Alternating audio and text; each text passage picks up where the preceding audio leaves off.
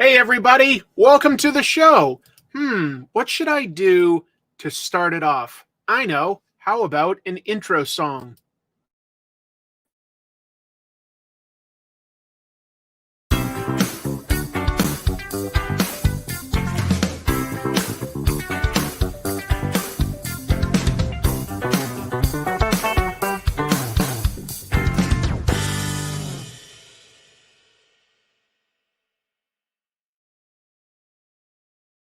Hello, welcome to the Pros and Cons channel. This show I like to call the weekly spinner rack because we take a look at the comics that came out on the spinner rack this week, and I'm also going to break down a ton of comic book related news. We've got a lot of comic book news, a lot of big stuff, but let's start by saying hello to a bunch of the nice people that are here and waiting. Let's say, oh, there's my sister. Nice to see you. Always appreciate the support. And, oh, okay, she says that she got her covers. Well, I've got a link right there. Link is also in the description. I'm going to promote the hell out of myself, folks. I've got a limited time campaign to get a cover that I did for Dynamite for Vampirella. I'm proud of it. I think it's really, really fun. I think you'll like it. I really hope you'll consider checking out. I want this to be a success. What else is going on? Let's see. Hello to ChemDog. Hello to Clay. We've also got Rick, Comic Troopers. I love that name. Hello, A-Man. Hello, Dr. Shoebill. Salute. Tell you what, I'm not just going to give you a salute. I'm going to give you guys the double salute. Only here. What a treat. Only here. I don't know what I'm saying. Archmage Frey says, how many pots could a paste pot paste if a paste pot could paste pots? I actually think I did that pretty well. Hello to Maddo Kaiser. That's a cool name. I like that. Welcome back, Big Gay Dave. We've also got Moritoka. Sorry about that. I stuttered. Moritaka Ishida. Jesus, I'm having trouble, folks. Maybe this coffee will perk me up and get me a little better. We've got Jamil Frost. We've got Andrew B. Oh, people tuning in later will love all these shout outs that I'm doing, right? The Beowulf, hello. Hello to Alexovich and Outavoida and Finn. Oh, we've even got a big name pro. Hello, Andy. Really love having you here. Hello, Fanboy 2002. I love having all of you here. Look at all these names that I recognize now. Tit Goblin, Ryan, Comics Boy P, Spider Phil. I can't keep up. You know what? The chat is going so fast. I see a lot of familiar names, but you know what? I need to keep the show going, don't I? I will say hello to as many people as I can as I get the opportunity throughout the show. Thank you so much for all being here. Yeah, wow. Okay, we've got a good number of viewers, so I'm sorry. I can't keep up. But I'm flattered to have you folks here. And I think it makes the show more fun because you guys are going to pose questions and stuff that probably prompts discussion as we go through this show. Usually takes about 2 hours to get through some reviews and news. Let me talk quickly about my other show, Comic Tropes. Today, I released a new episode. It's about an artist that I happen to be a really big fan of. I admire him a lot, and I think that hopefully I had an interesting angle on discussing his career. Barry Windsor Smith, supremely talented storyteller, and watching his evolution is really interesting in my opinion. And I really focus hardcore on a book he did in the early 90s for Marvel, Weapon X. Little bit of Wolverine's origin. I think it's a fantastic Wolverine comic, but it's also a great Barry Windsor Smith comic. It really is. So I hope you'll consider checking that out on the channel Comic Tropes. Now, that came out a day later than typical. And just to be clear, out of the books that I have here, there are 2 that I wasn't able to finish reading in time this week. I was really backed up. I'll be honest, I was also dealing with a fair bit of depression. So Thursday, I wasn't the most productive I could be. I worked on the show, but it was really hard to motivate myself properly. So I apologize that things are a little delayed there. It's just what it is.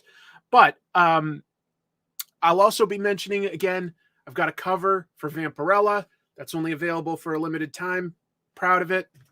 And oh, that's so nice of you, Jeannie.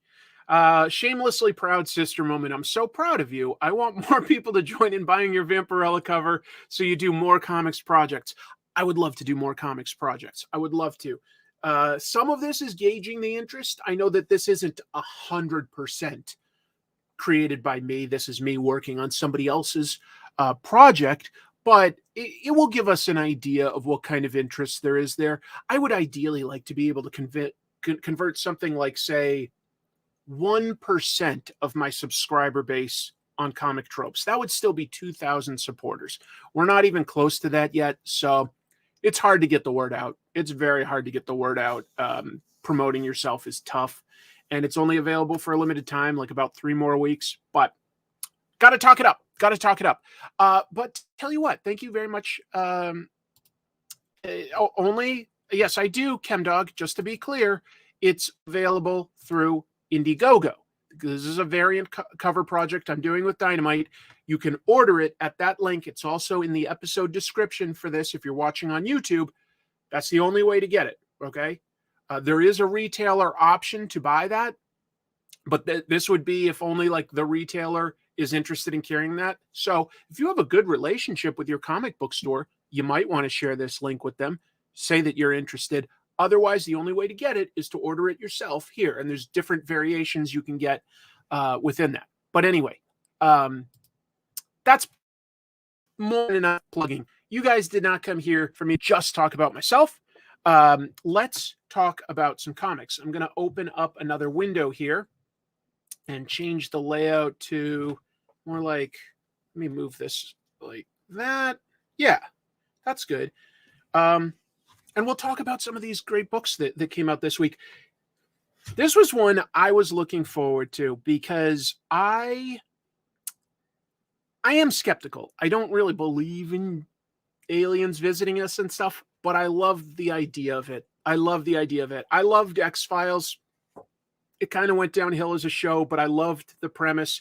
And this book is called Bluebook, and it is about UFOs, and it's based actually on some real life people. Comes by James Tynan and Michael Avon Oeming, 2 creators that I really, really like. And this is about Betty and Barney Hill, 1961, New Hampshire. They had a famous encounter with a UFO. And this book tells a little piece of that story. A very creepy idea. The idea of being sort of isolated at night, maybe on the road, but definitely like out in the woods. And, you know, your mind can play tricks on you, or maybe something is really happening out there. I will say, even though I say that I'm skeptical, I do have a story. And I don't know if my wife is watching this or not, but Chrissy and I did see something weird one time. We were driving out to Kentucky to Tony Moore's wedding. Tony Moore, the artist of Walking Dead. Not name dropping. This is just what happened. And it was night, and we're just driving along a highway, very open area. And we saw a light moving across the sky, and we're like, we both noticed it. And we're like, is that a shooting star? But the thing was, it didn't burn out. We kept watching it. And we're like, well, is it an airplane? It's making a really weird arc. And we literally stopped our car and watched it. And it started like changing direction and moving in strange ways.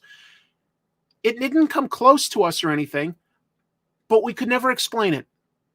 We didn't hear anything like, you know, a helicopter or a plane or something. We just saw a light moving across the sky in different patterns. And I still have zero explanation for what I actually saw.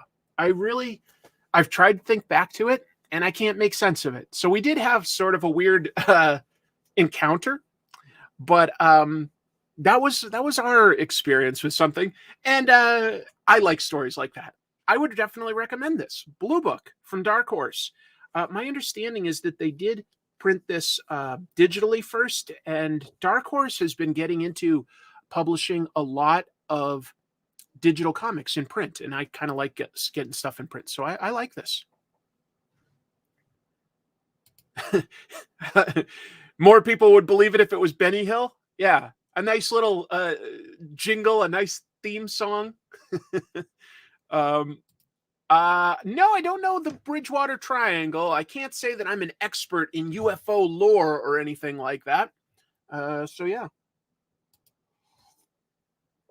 Finally, I have an explanation. Apparently, it was the Beowulf in a jetpack. Thank you for finally explaining it. That is nice. So, was it aliens? I personally wouldn't think so. Was it a UFO? Technically, absolutely. It was an unidentified flying object. I have no idea what we saw. I have no idea. I don't know if anybody else out there has a story like that. I don't want to get too sidetracked, Uros, but yes, I've seen the Justice League pilot from the 90s. It's terrible, like really low budget, really low budget. I'm pretty sure it is available to watch on YouTube. I'm pretty sure somebody uploaded it. If anyone is curious, it has a pretty overweight, big boned Martian Manhunter, the Atom, Fire and Ice, I'm pretty sure, the Flash, and Green Lantern. I'm pretty sure that's what the team was. It's not very good. Not very good. Wow, thank you for the super chat. I don't know what ARS is. Let's see. Which other film director, apart from the obvious choice, Scorsese, would you pick for a Paste Pot Pete movie adaptation? Who are the guys, the team, the Davids or something like that just made Everything Everywhere All at Once? They're getting a lot of acclaim. Let's get those guys. Yeah, Charles Winchester III from MASH. A little older, a little big, not great. Bridgewater Triangle is not far from where we grew up. Oh, I'll have to look it up. I didn't know that. Here's the next comic I am reading. And folks, I have talked this up. This is a really fun take on She-Hulk. It involves her law career. It involves her superheroing.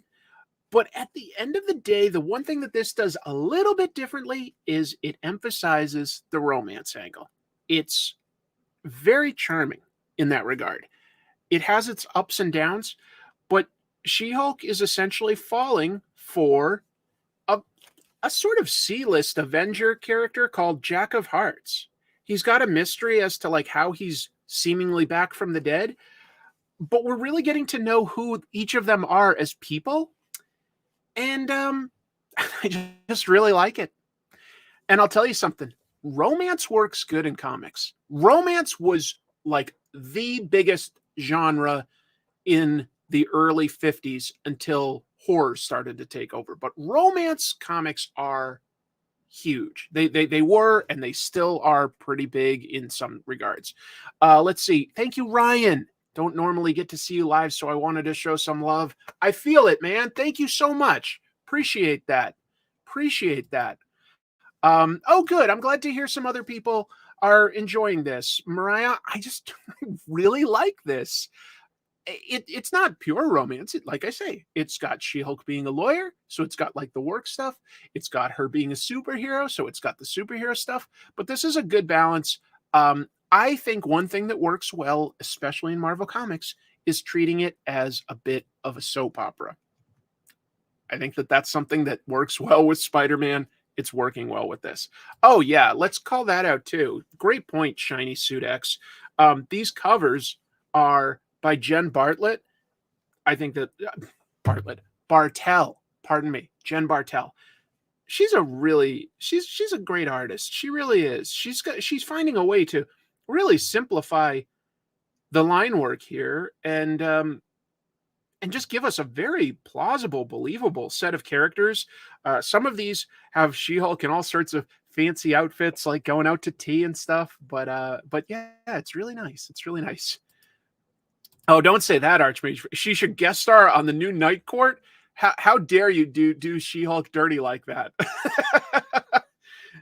Yes, comics has an extremely long history of romance stories. And just to be clear, guess who created them?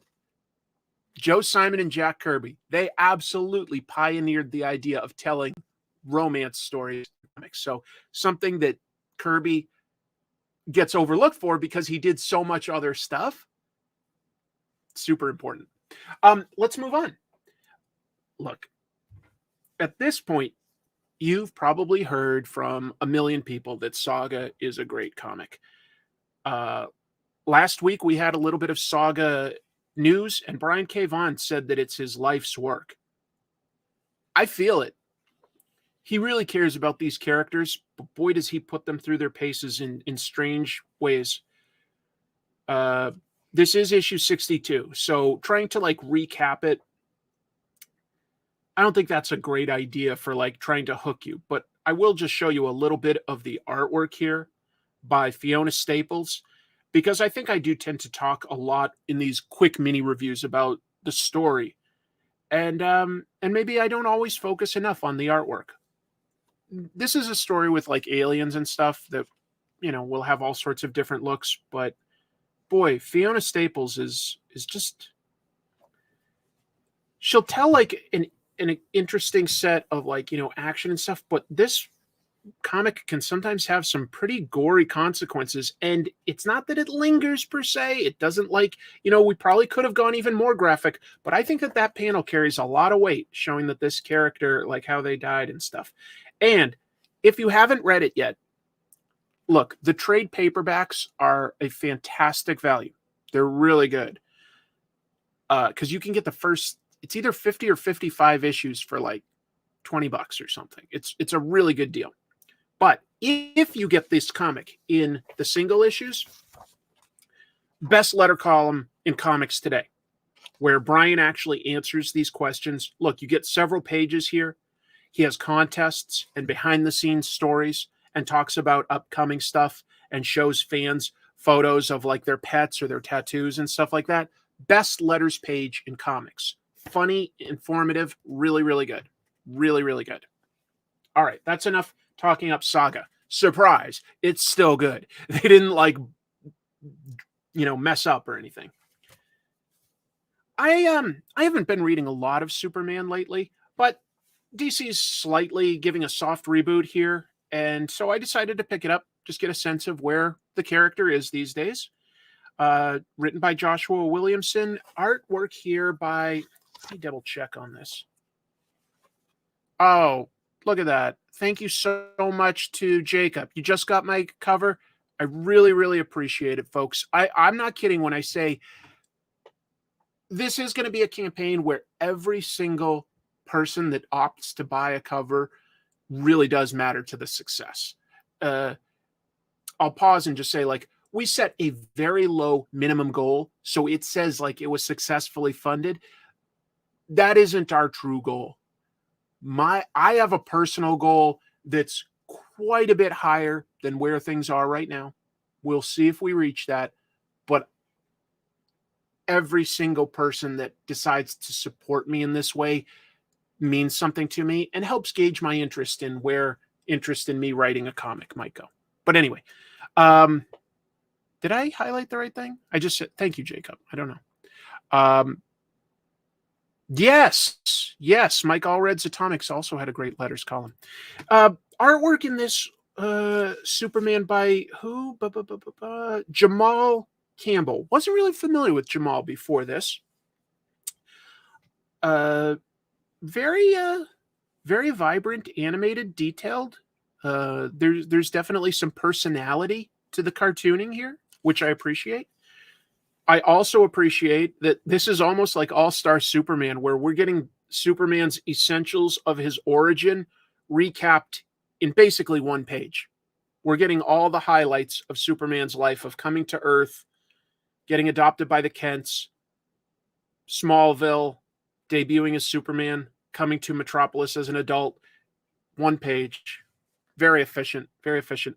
That said, this artwork looks good, right? It's very pleasing to the eye. It is. But I also think that the artist is making some choices for the panel-to-panel storytelling that I don't feel reads perfectly clearly, but I also don't expect perfection like right away when somebody's a little newer. Okay, I don't expect that. Like I want to see some. Yes, he drew Naomi. Oh, and Far Sector. I've heard great things about Far Sector. So I like this style, but the panel to panel, like, does sort of jump around in I don't mind, like, inset panels and stuff. That's fine. And there are good choices too. Okay. An inset panel here to show me the badge of a new police chief. That's a good choice. That's a good choice. Making this panel the biggest, where it's got like the most action and the rest of this conversation, that's a good choice. I like this little detail here to just indicate that Superman is listening to something with his super hearing.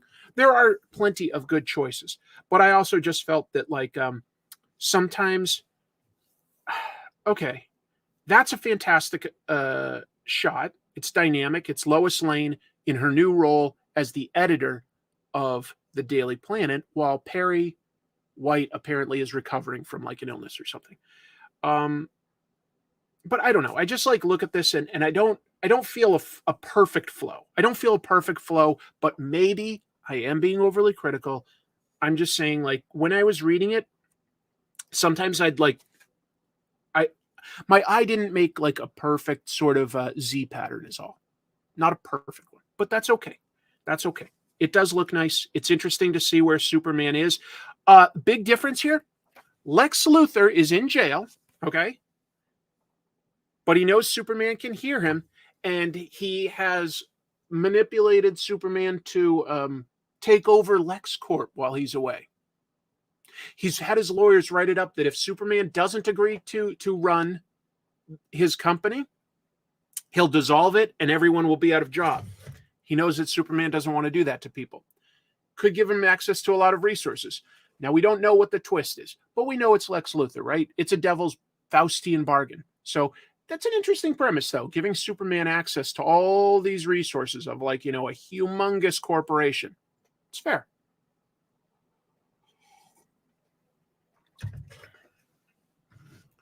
That's interesting. Didn't get the option to purchase the Infotron plush with Indiegogo. I'll reach out this week again. I thought that they reset that so that it could be built in as an add-on. I'll double check. We'll do what we can. If for some reason we make a mistake behind the scenes, I'll find a way to make it available to folks separately if I have to. I'm sorry that we're having a little trouble behind the scenes on the add-ons, but I'll figure it out. Okay, you sometimes read the panels in the wrong area, Naomi. I appreciate the backup on that.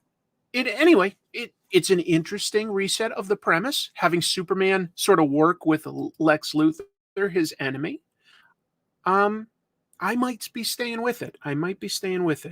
It was a good jumping on point. This was a funny issue. World's Finest.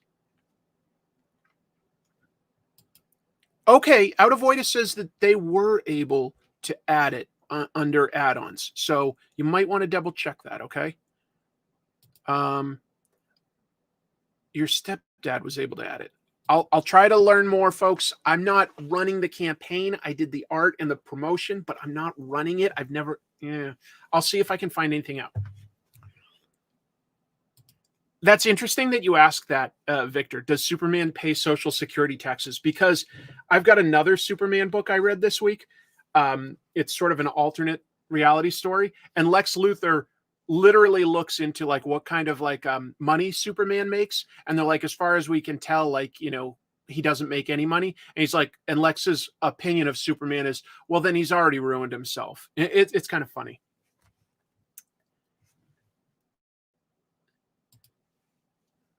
So I'll just say briefly, this is a very funny standalone issue where it's about Robin and Supergirl deciding to go on a date. Hey, they're both young people. This is set like in the past, just to be clear. It's not set like, in modern day. It's set in but it's funny because everything you could imagine that could go wrong on a date goes wrong. And I'll just start with, where is it? They set a date. Supergirl, dressed like a real person, Robin went to the date in his costume, and she's like so embarrassed because she's like, well, I guess I have to like switch into my costume, but like she did not want to go into public as Supergirl and get all that extra attention.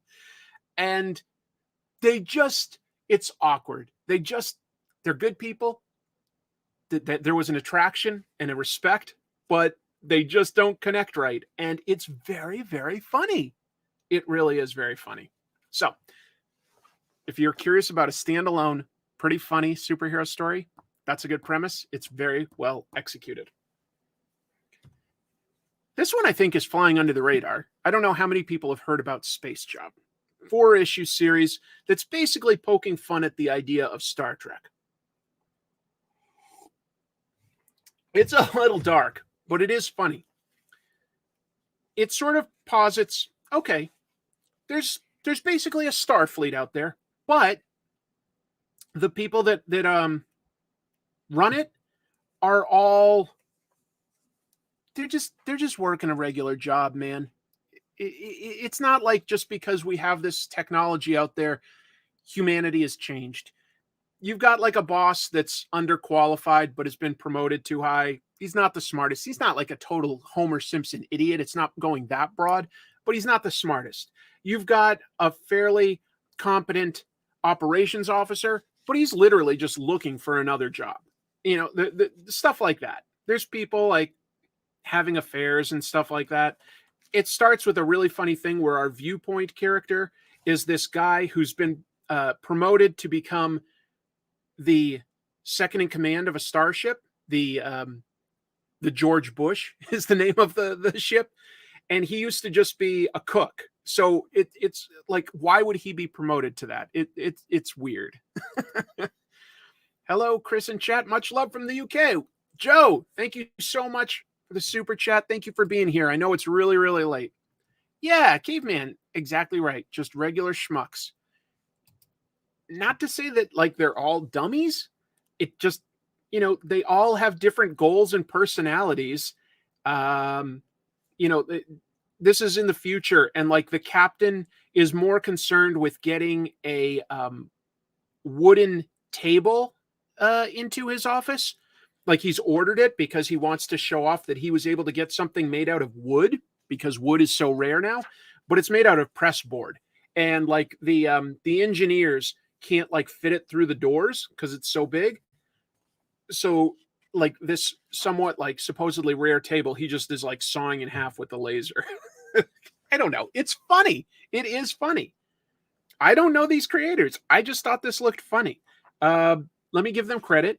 Written by David A. Goodman, art by Alvaro Sarasica. It's kind of funny.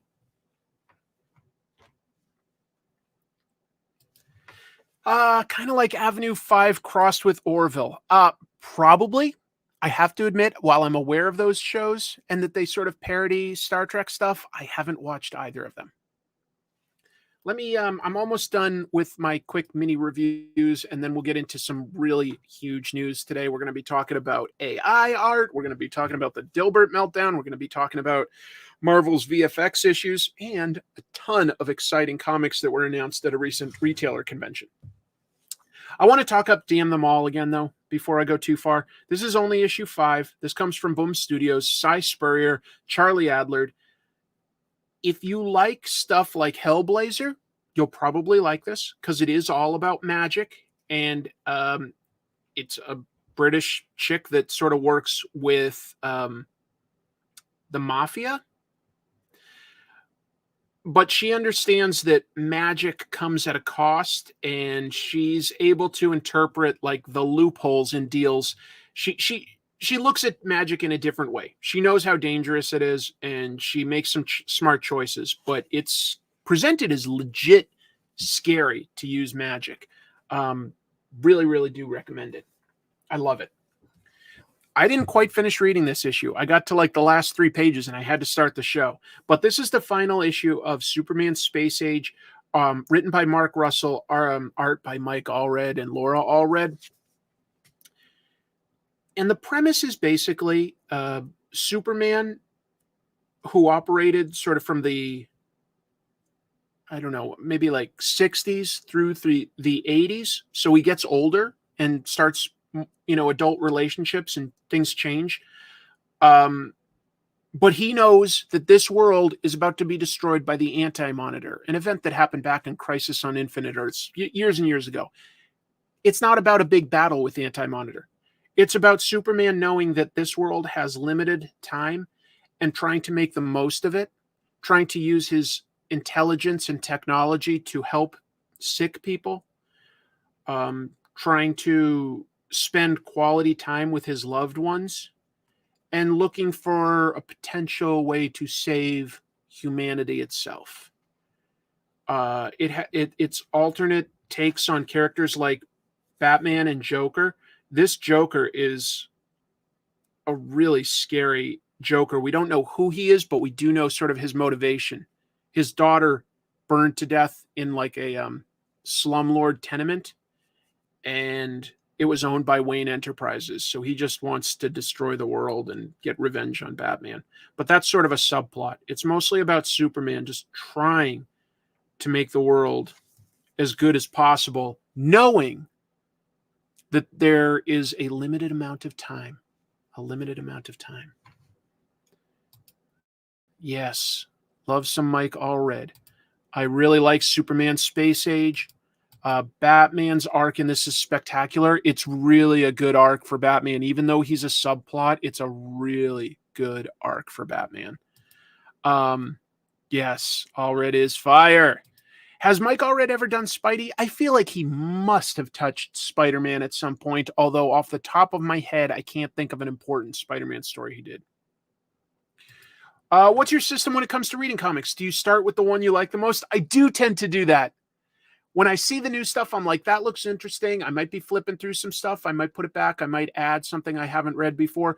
And then when I've got that pile, I sort of look at it and I'm like, what am I most excited to read about? I do sort of prioritize it like that.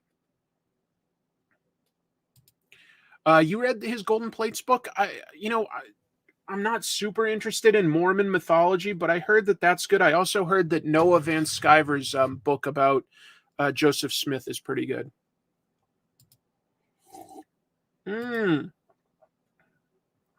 Thank you for speaking up, Philip. Allred apparently did a spectacular Spider-Man annual and an Untold Tales of Spider-Man annual. Thank you.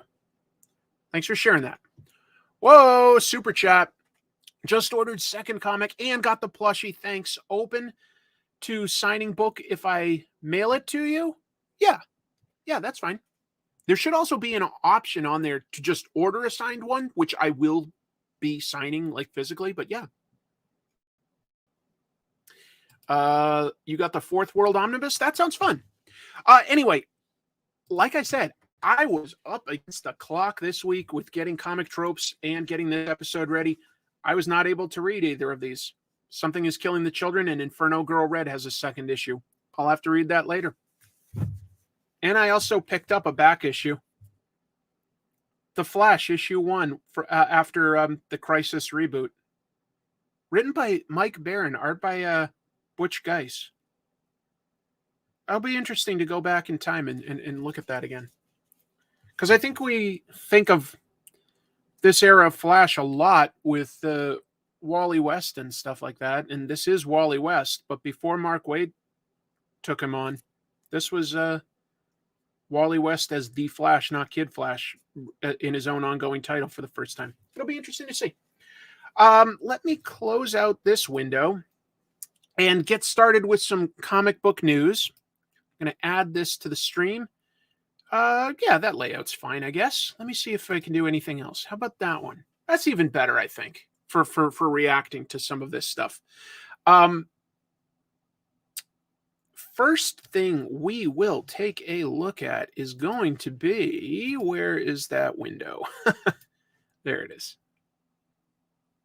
What's this? Yeah, I'm promoting myself, folks. I mentioned it a couple times, and I know a bunch of you in the chat have ordered it or just ordered it. I appreciate the support.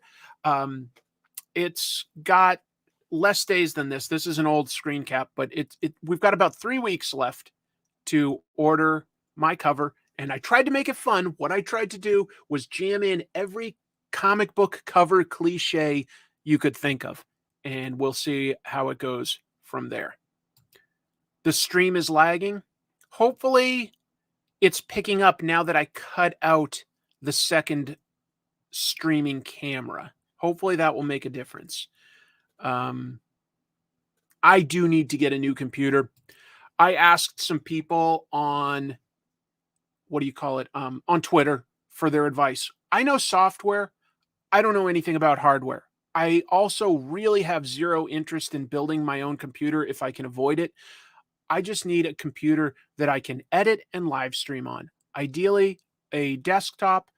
Ideally, something that I could just drive down to Portland, Oregon, where there's no sales tax, and pick up at something like a Best Buy. I don't know what computer to get yet. That's what I want to do so that this and my editing goes smoother. I really need to get a better computer. Okay, most people are saying that the stream is going good. That I appreciate it. While I've used MacBooks in the past, Victor, I would prefer to stay with PC. I would prefer. Let's see. Someone who likes building PCs would love to build one for you, but I don't want to put like sort of a stranger through that. That's an awkward relationship. Yeah. Didn't you draw for an anthology series or something? I have drawn some other things. I've never drawn a mainstream comic cover. I've done all sorts of sort of self-published projects, as well as illustrated some stories in what I would call educational comics. So I do have some stuff out there, but I've never really done something like this. So anyway, yeah. Anyway, that's plenty of promotion for me. Let's see what we have for our first piece of news. And this was interesting. So ComicsPro is a convention for distributors and, to a degree, retailers, where,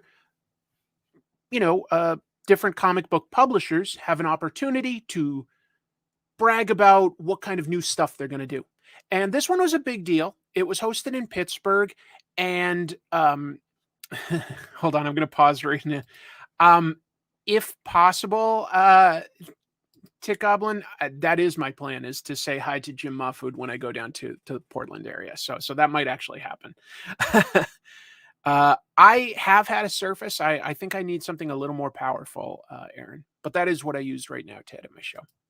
Anyway, the ComicsPro convention took place in Pittsburgh. All four distributors were there: Diamond, Penguin Random House, Lunar, and Universal. Those are the four big ones these days that distribute the comics to all the comic book shops. A bunch of big retailers like comic book stores were present, and a lot of the publishers were there to talk about stuff. And this thing that you're seeing here, this image on the right, that's one example of something that happened there. They had some variant covers available for the people at this convention, which is, an industry convention, not like a fan convention. But if you go on eBay right now and look up ComicsPro variant covers, something like that one that we're seeing for Something is Killing the Children, they're going for like $100. They're really, really popular. Jim, I didn't realize you were back to Portland, but thank you so much for jumping into the live stream. I would really love to grab a coffee or just say hello. But you're going to be at Emerald City Comic Con this weekend, right? So I'm planning on going Saturday. I'll definitely be saying hello there, okay? And maybe we can figure out a plan. But thanks for jumping in the live stream. I appreciate it, man. I got to give props to my fellow comic tubers. The Cartoonist Kayfabe boys, Ed Piscor, Jim Rugg, were the keynote speech givers for the ComicsPro convention. Good on them. Good on them. They started their show to promote their own books, and from everything I know, that's worked very well for them. I think they produce a very good show, and I'm proud of them for that. If I'm allowed to say proud, I mean just proud on the same level as a comic tuber, not as a professional. I would love to bring Rich Evans If I knew him. Oh my God. Oh my God. Well, you never know. We talk back and forth a little bit every once in a while. They're great guys. If we can think of a good reason to do something together, we will. Okay. Some other quick little things from Comics Pro, and just to be clear, I'll have some bigger news that some of the different publishers gave at this convention. But you can look this up. There's a bunch of new leadership at Oni, so hopefully that means good things. I know Oni, sort of lost a lot of behind the scenes talent that was running it. So hopefully, they're getting back on their feet, and that's a productive thing.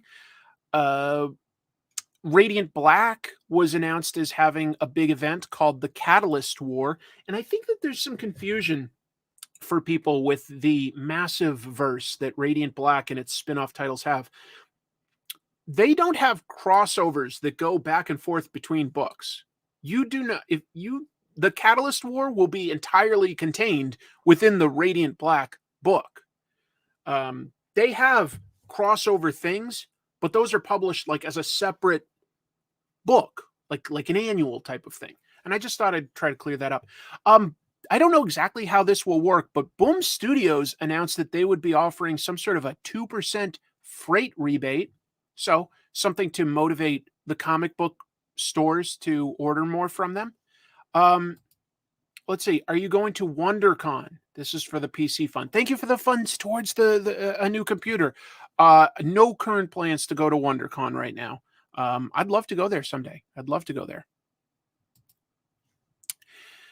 And here's the big one. I would love to understand more about this. I don't know how it's going to work, but Diamond Distribution said that they have found a way to cut their shipping costs by up to 40%. How are they doing that? I really don't know, folks. I really don't know. Radiant Black have any cameos from other creator books? No, it's its own self-contained sort of world. So, like, it's Radiant Black, Rogue Sun, Dead Lucky, Radiant Pink, Radiant Red.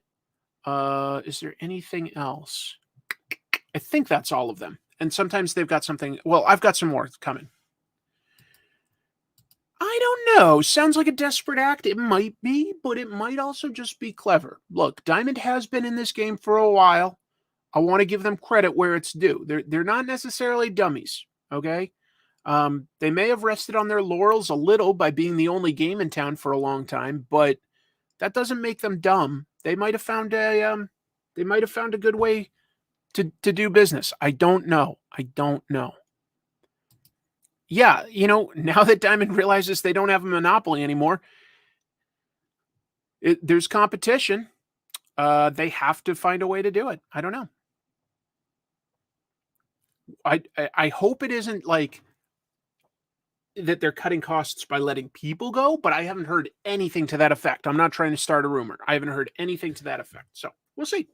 We'll see. Yeah. Arsenoff has it figured out. They've trained monkeys. Tari, thank you. Oh, thank you, man. I appreciate the support. You're great. I really appreciate that. Once I get one, I'll have to show you guys what I ultimately get. But yeah, I still don't know exactly what to get, but I'll be doing that pretty soon. Let's move on to some more comic book news because there's all sorts of cool stuff. This is stuff that came out at the Comics Pro event. A couple new titles from Image, and I just thought that these were pretty relevant and pretty big. So the first one here you see on the left, Void Rivals. Well, hey, it's a Robert Kirkman book. That's always going to get a good amount of press and interest. But it comes from him and his artist, Lorenzo De Felici, who he did Oblivion Song with. This is their new product. That's a terrible way to describe a story. Excuse me. This is their new book. Sorry, Robert. Called Void Rivals. The description is that it takes place with two warring alien cultures set near a collapsing black hole, and two rivals crash land. They're shipwrecked on a very desolate planet. So I'll be honest, that definitely sounds like the 1980s movie Enemy Mine.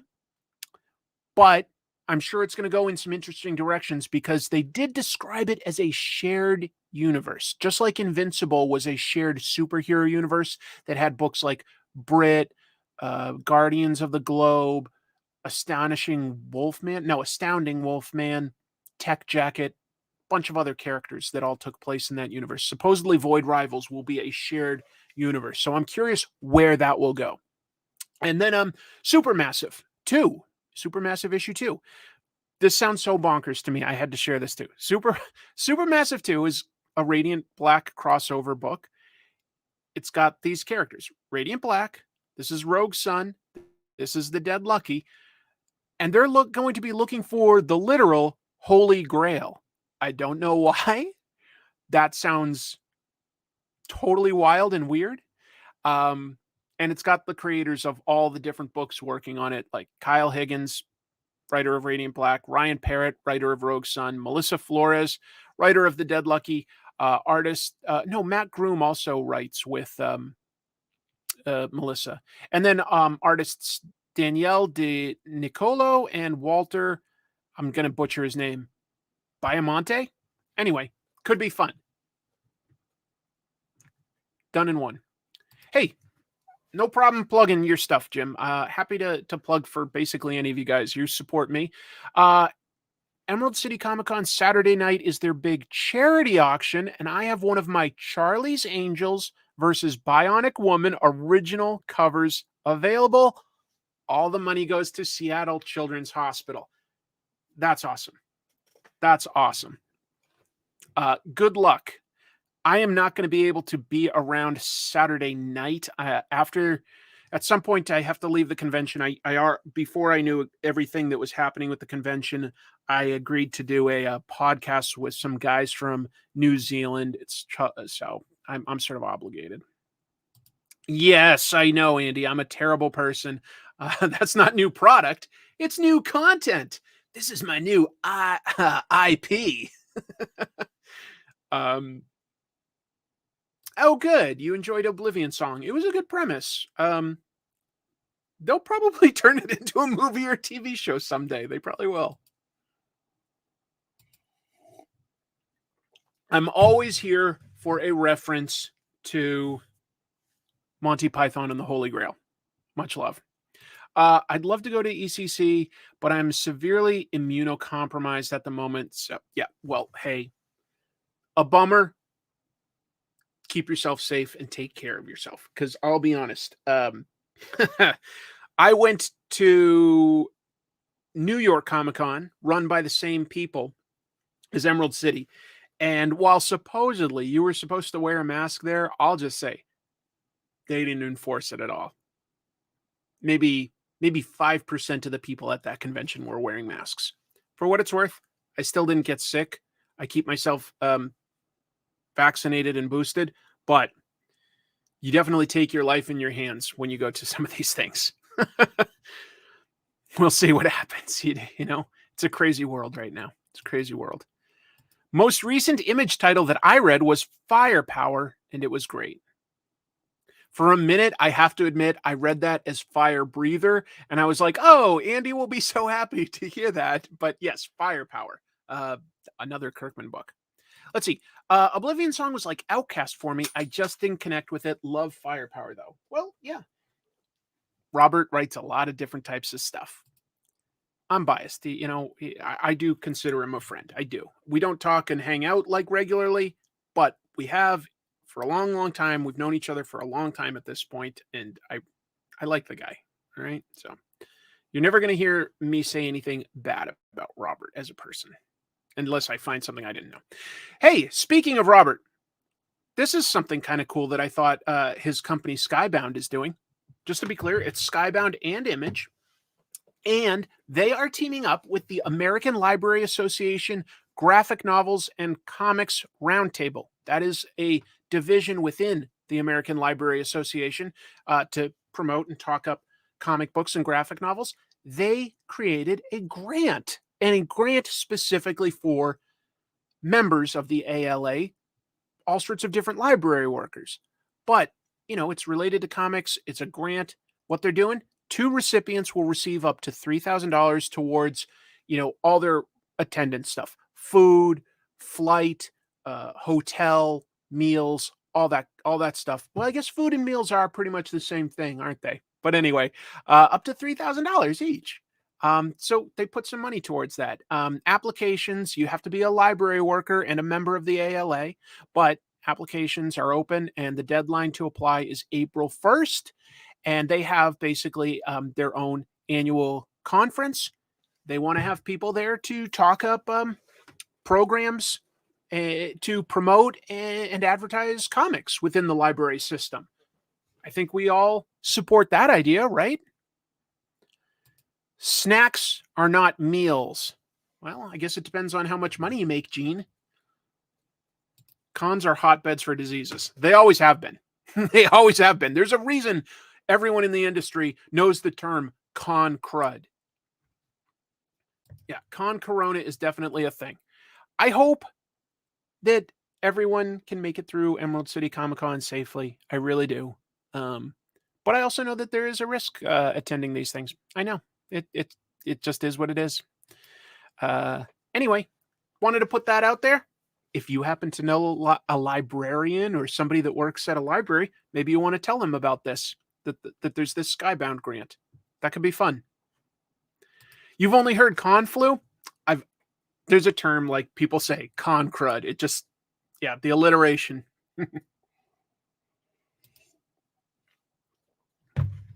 A lot of professionals that I've talked to know that going to a convention isn't just taking some time away for like a weekend from whatever work you're doing for a comic book.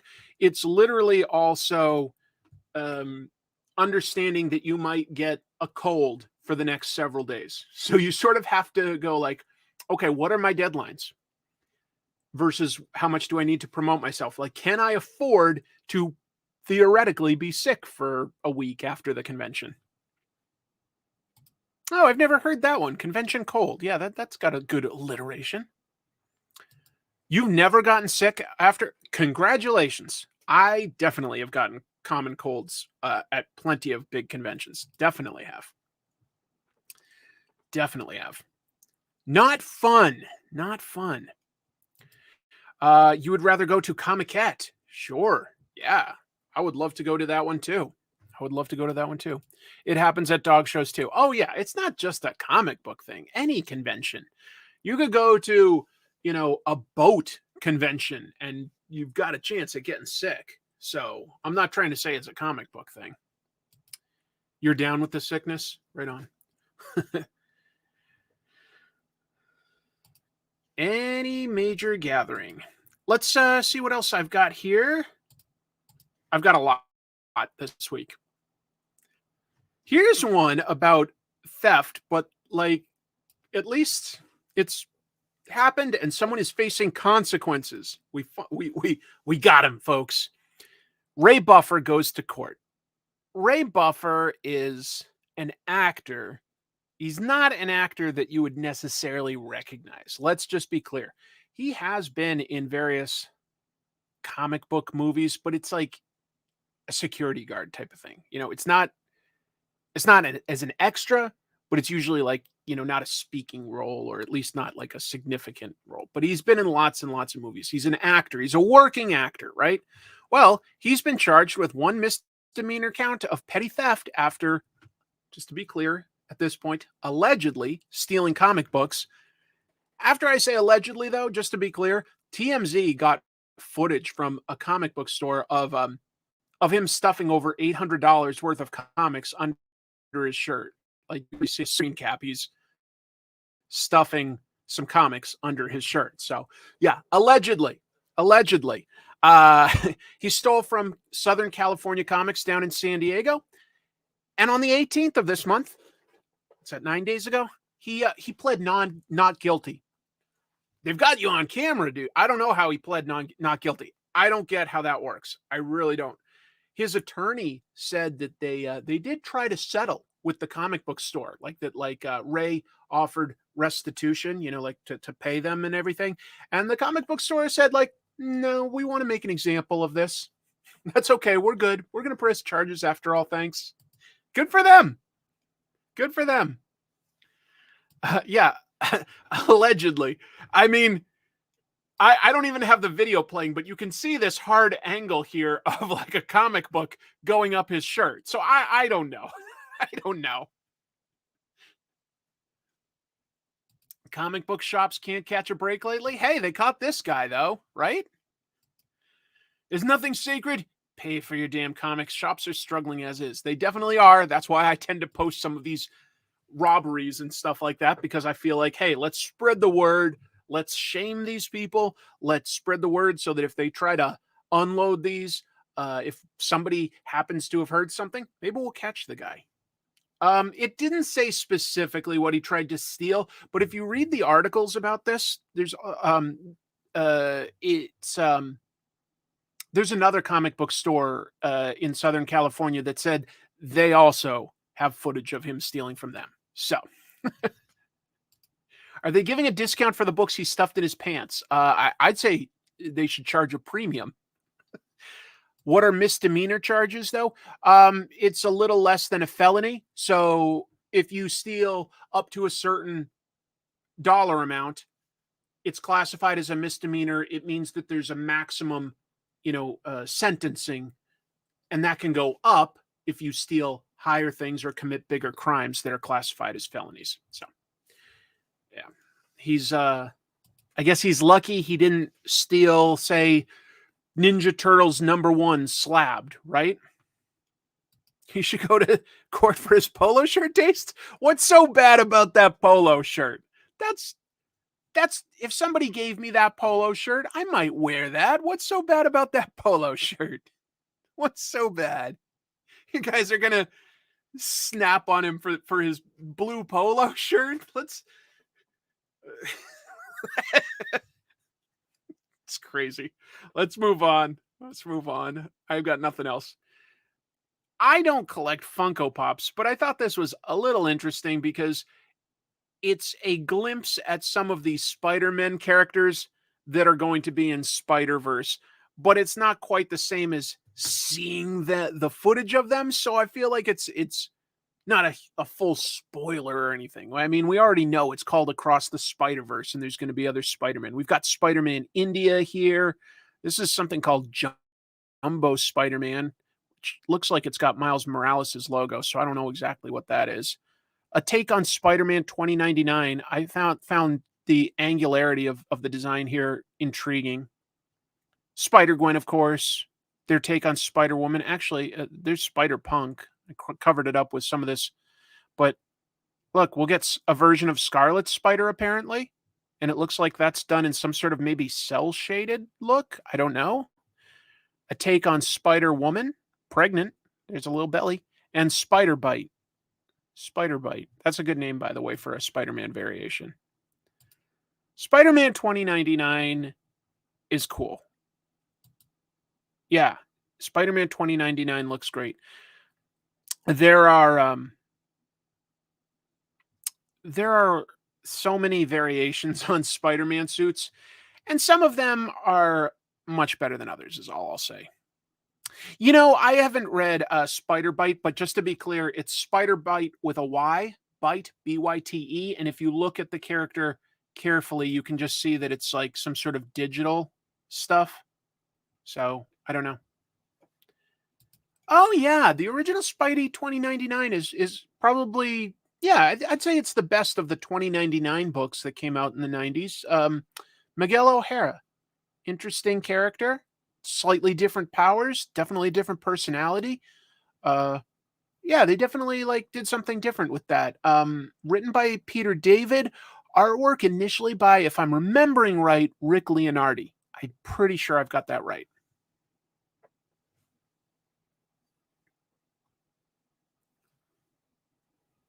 Who would win in a fight, Spider-Man 2099 or Batman Beyond? I'll put that out to you guys. Who would win there?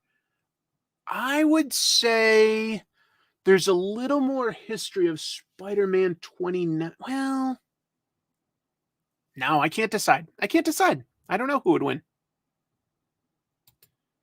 Okay, I was right. Yeah, Rick Leonardi. Good. I'm glad I'm remembering that because it's a little while back now. little while back. You go with Terry. You go with Terry. You go with Spidey. You go with Spidey. Batman Beyond. No, I had that one already. Batman Beyond, Spider-Man. Looks like it's a pretty even split, folks. I'm going to call it. It's a 100% even split. All right. I don't want to advertise for Funko too much. I just thought it was interesting to get a sense of some of the characters that might be in there. Who knows if they're significant roles or cameos, but I like some Spider-Man variations. I love me some coffee. We've got some MCU updates. This guy here is actor Demetrius Gross. The rumor is he's been cast as the Grim Reaper, which is the brother of Simon Williams, Wonder Man, as well as a pretty prominent Avengers and Wonder Man villain. I would call him a pretty prominent one. One of the better ones as far as sort of like B tier, I would call. Anyway, there's the rumor that he's been cast on that upcoming Disney Plus Wonder Man show, which would make sense. I mean, what other villain has as much of a personal connection to Wonder Man? Another MCU update, Marvel's was delayed to November. Whatever. There have been a lot of rumors online that Robert Downey Jr. might return as Iron Man. For whatever it's worth, the Marvel Studios VP of production, Stephen Broussard, had an interview this past week, and he said that's off the table. That's not something they're thinking about. The last one I wanted to mention was actor Steven Yeun is joining the Thunderbolts. They did not say as who. Now, I saw people on social media speculating, and they were just listing every Asian character they could think of, like, Amadeus Cho. And I was like, I think you got to think bigger than just who are the Asian characters. Let's think outside the box. Why not Sentry? I don't know that that's him, but I'm just saying, like, Steven Yeun is a really great actor. I hope that they cast him in an important role and not just like, I don't know, a SHIELD agent or something like that. Let's see. He can't be Sentry. I don't know why. I wouldn't go with Amadeus Cho. Amadeus Cho is typically pretty young, younger than Steven Yeun. Amadeus Cho should be young. Fat Cobra. All right. That's thinking outside the box. Atlas? Huh. Yeah, you could go with all sorts of different, what do you call it? Thunderbolts characters. You're right. Like, who's to say he isn't playing the Beetle or Atlas or something like that? I don't know. An Invincible crossover? Exactly. Yes, he'll show up as Mark Grayson, the character he voices. he'll show up in costume. Hey, we did get Invincible in the Marvel comics because Robert and Corey Walker teamed up to do that issue of Marvel Team Up, and he met Spider-Man. That was pretty fun. There you go. Marvel Team Up 14. Yes, he definitely could play a villain. I feel like the villain has to ultimately be Zemo, but who knows? Who knows? I don't know. Vance Astrovic. Okay, we're going. Or just anybody. Just anybody could. I don't know. Who would you want to see him play? Is there anybody in the Marvel universe you'd want Steven Yeun to play? He's great.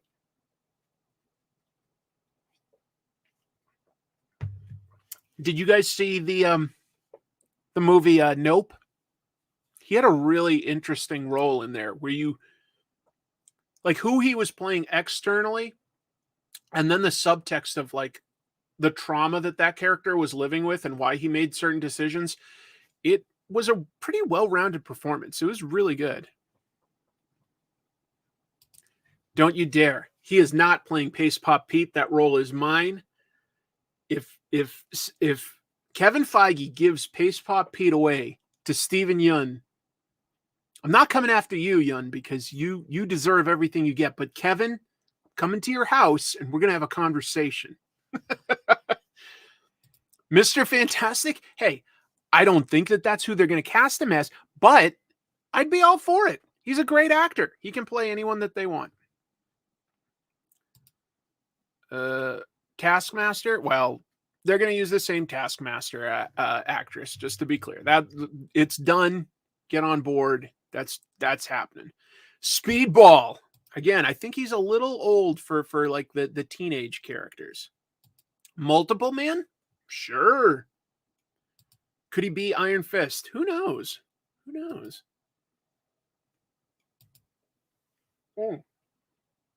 Melter. Little bit obscure, but sure. Stiltman, I'm on board. Yes. Thunderbolts.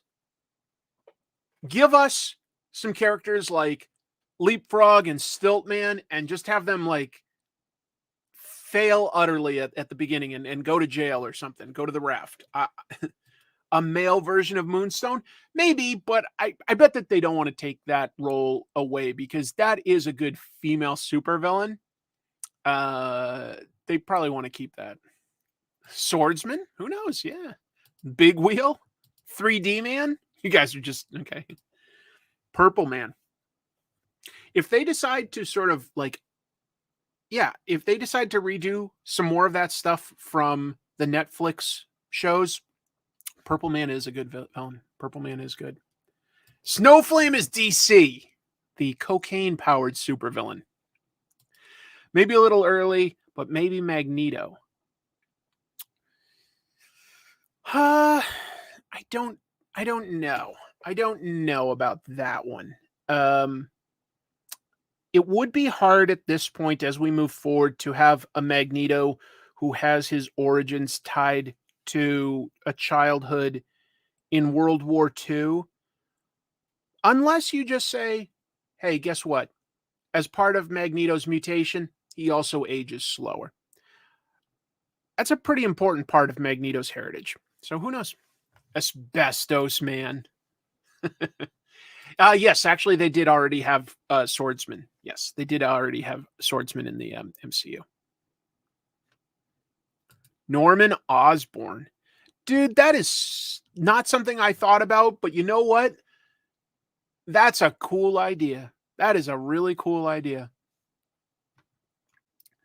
No. Fenris is Fenris. Swordsman is Jacques Duquesne.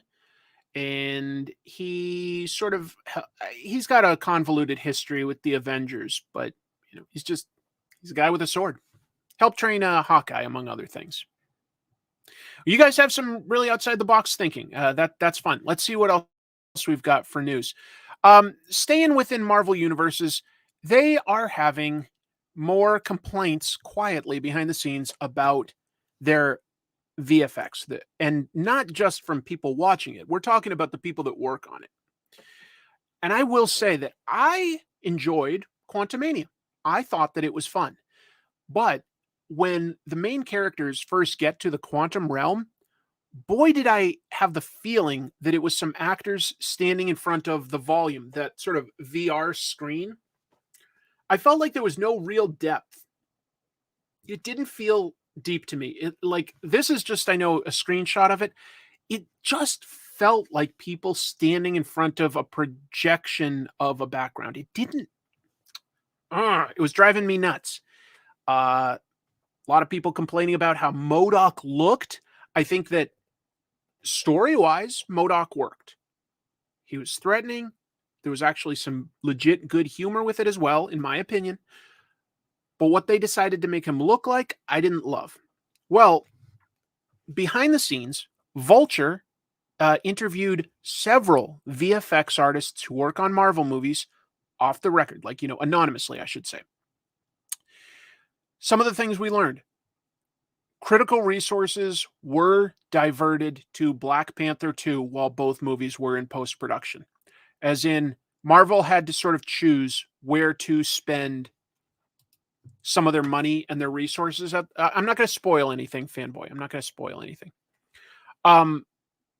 But Marvel had to decide where to spend some resources. They didn't have enough to get all the top talent working on both of these simultaneously. They decided to put them on Black Panther 2. Quantumania is an important movie for Marvel in the sense that they're setting up a major villain. They're kicking off a new phase. There's some important stuff, but if you had to decide between those two movies, it probably on paper was the smart decision to divert those resources, if you had to Black Panther 2. It's got more critical acclaim. The first one definitely made a lot more money than the Ant-Man movies. So it probably was the right decision on a business sense. But it did hurt a little bit. It did hurt a little bit. Well, just to be clear, Tom, Disney does not have, or at least Marvel does not have, an in-house visual effects department. They outsource all of that, to companies like, I don't know if they use Weta, but, ILM and a bunch of smaller studios, depending on the shot and the character and stuff like that. They outsource all of that. And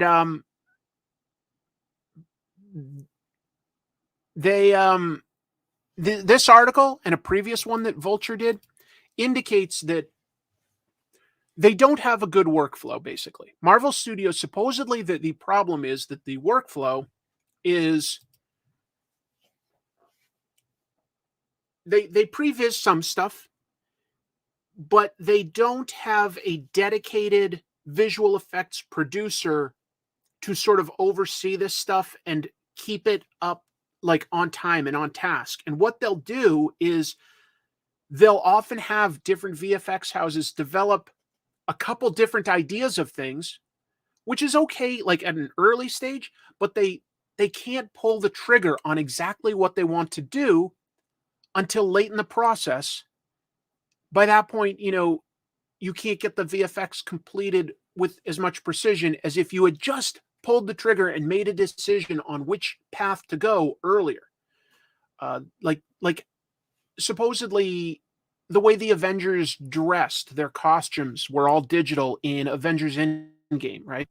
And Marvel had trouble deciding on what those would exactly look like until like real late in the game. So that's the problem that Marvel's having, is that they're not deciding on this stuff until really late in the game. And it means that the work isn't as good as it could be. They run out of time.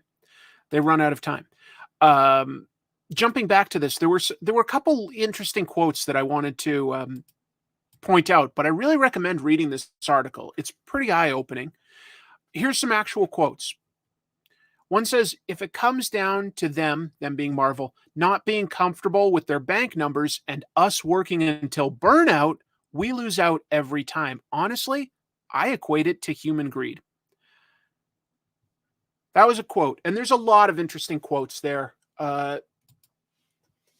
Basically, the argument is Marvel could be producing better stuff if they figured out a path and said, like, by this point in a production schedule, everybody has to be on board and make their decisions, and there's no more backtracking and going, well, what if we did it this way? What if we did it that way? And there's nobody that's quite making that decision in a timely manner. So they could have better looking VFX with the same people they're already working with. They just need to decide this stuff earlier. Anyway, that's on Vulture. I think everybody is entitled to at least one free article from Vulture a month. So if you look up Human Greed Marvel VFX on Google, you'll find that article. It's in the past week. It's a pretty eye-opening article. I thought it was interesting anyway. I wanted to talk about it. And it's just frustrating to me, not the overall quality. Like, I don't necessarily need perfection on every movie. Some of these things are that I want them to be as good as possible. But I can enjoy something that isn't necessarily perfect with visual effects. I do want it to be to a high standard. I don't need it to be Avatar level perfect, because that comes with a lot of planning that there's legit no way they could make an ongoing series of Marvel movies on that level. It just isn't. But it could be better than it is now. That's for damn sure. It could be a lot better.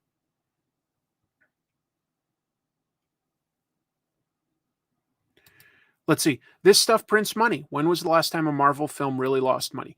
I don't think any of them have lost money. No. Some of them are more profitable than in others.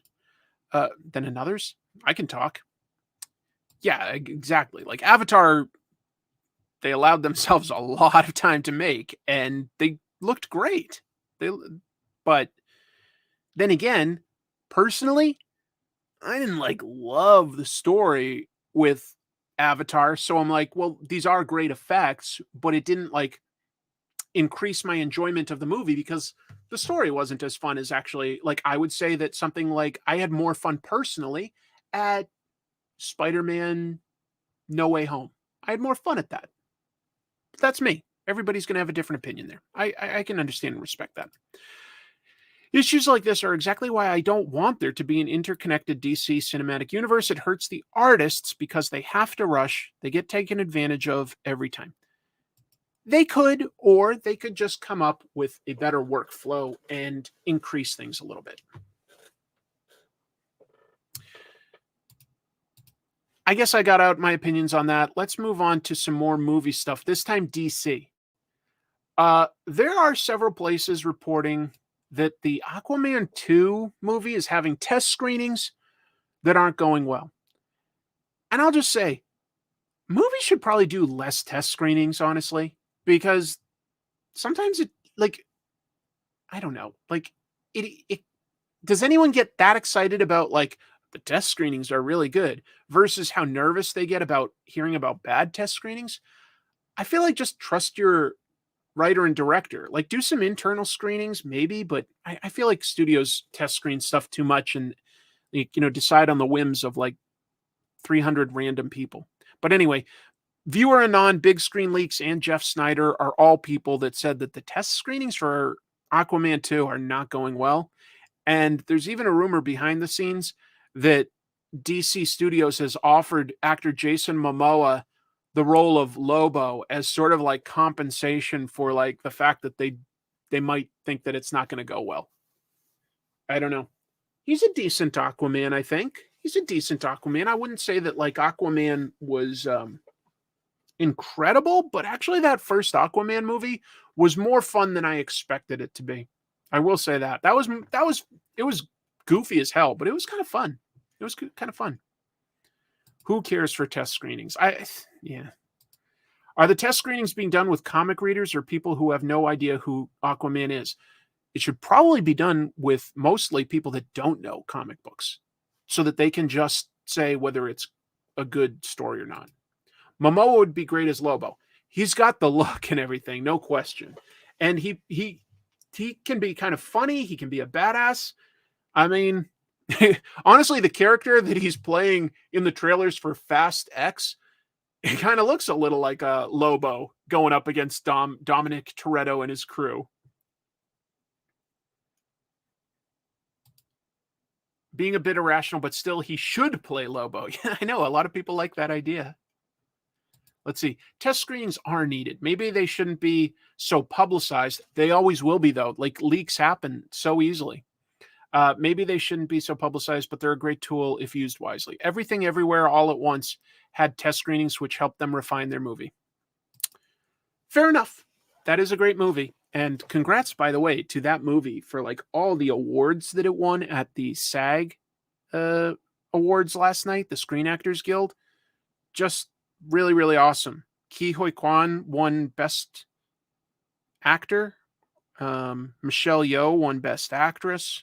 The movie won for Best Ensemble. It just swept the awards at the SAG Awards last night. It's a really good movie. It's really cool. Let's see. Pretty cynical take, but I felt most superhero movies tend to be more business driven than artist driven. And that's a fair assessment in some ways. They can still be fun, but I rarely feel that sense of uniqueness I get from other films. Yeah. Every once in a while, I think we get a glimpse at something sort of unique and really well done. But the ones that are really great are more rare. I think that mostly we get very entertaining as compared to an excellent movie. But I'll put some of the superhero movies, like, say, The Dark Knight or Captain America Winter Soldier, I'll put them up pretty high. Pretty high. He would be good as Hercules, but they already cast that role. So, yeah. Oh, they actually want him to play Sheriff Lobo. Okay, we're going. What was that like? That's 1970s or something. I'm gonna move on. We've bagged on poor DC enough. Let's see what else we've got. Like this was a more fun thing. So DC has been licensing their characters for some manga adaptations that Kodansha has been publishing. They've got 3 different ones that are about to come to English for the first time. Get an image here of Joker, One Operation Joker. I have to admit, I'm not super familiar with the creators, Satoshi Miyagawa and Kaisuke Goto. We've got Batman Justice Buster. Boy, is that a Japanese title. By Ichi Shimizu and Tomohiro Shimaguchi. And Superman versus Meshi by, again, Satoshi Miyagawa and Kai Kitago. Anyway, this is also news that came out at the ComicsPro convention, and they said that first they're going to come out on DC Universe Infinite as digital comics, but that they will be coming to print later this year. Could be fun. Could be fun. Let's see. I've been wanting modern DC manga for a while. I'll be sure to look into this. Good, good. I forgot about the DC manga stuff. Yeah. Hasn't DC been doing manga superheroes for a while? They've been doing it for a little while. We just haven't had most of it translated over here. Yes, excuse me. Somebody here, EJ says the Ultraman team on Batman. Yes, it is the Ultraman manga team. So that's kind of cool. I don't know, Sigamix. I don't know what size they will be. They did not talk about that yet. They did not talk about. Jackie F says yes. I don't know. But could be fun. Could be fun.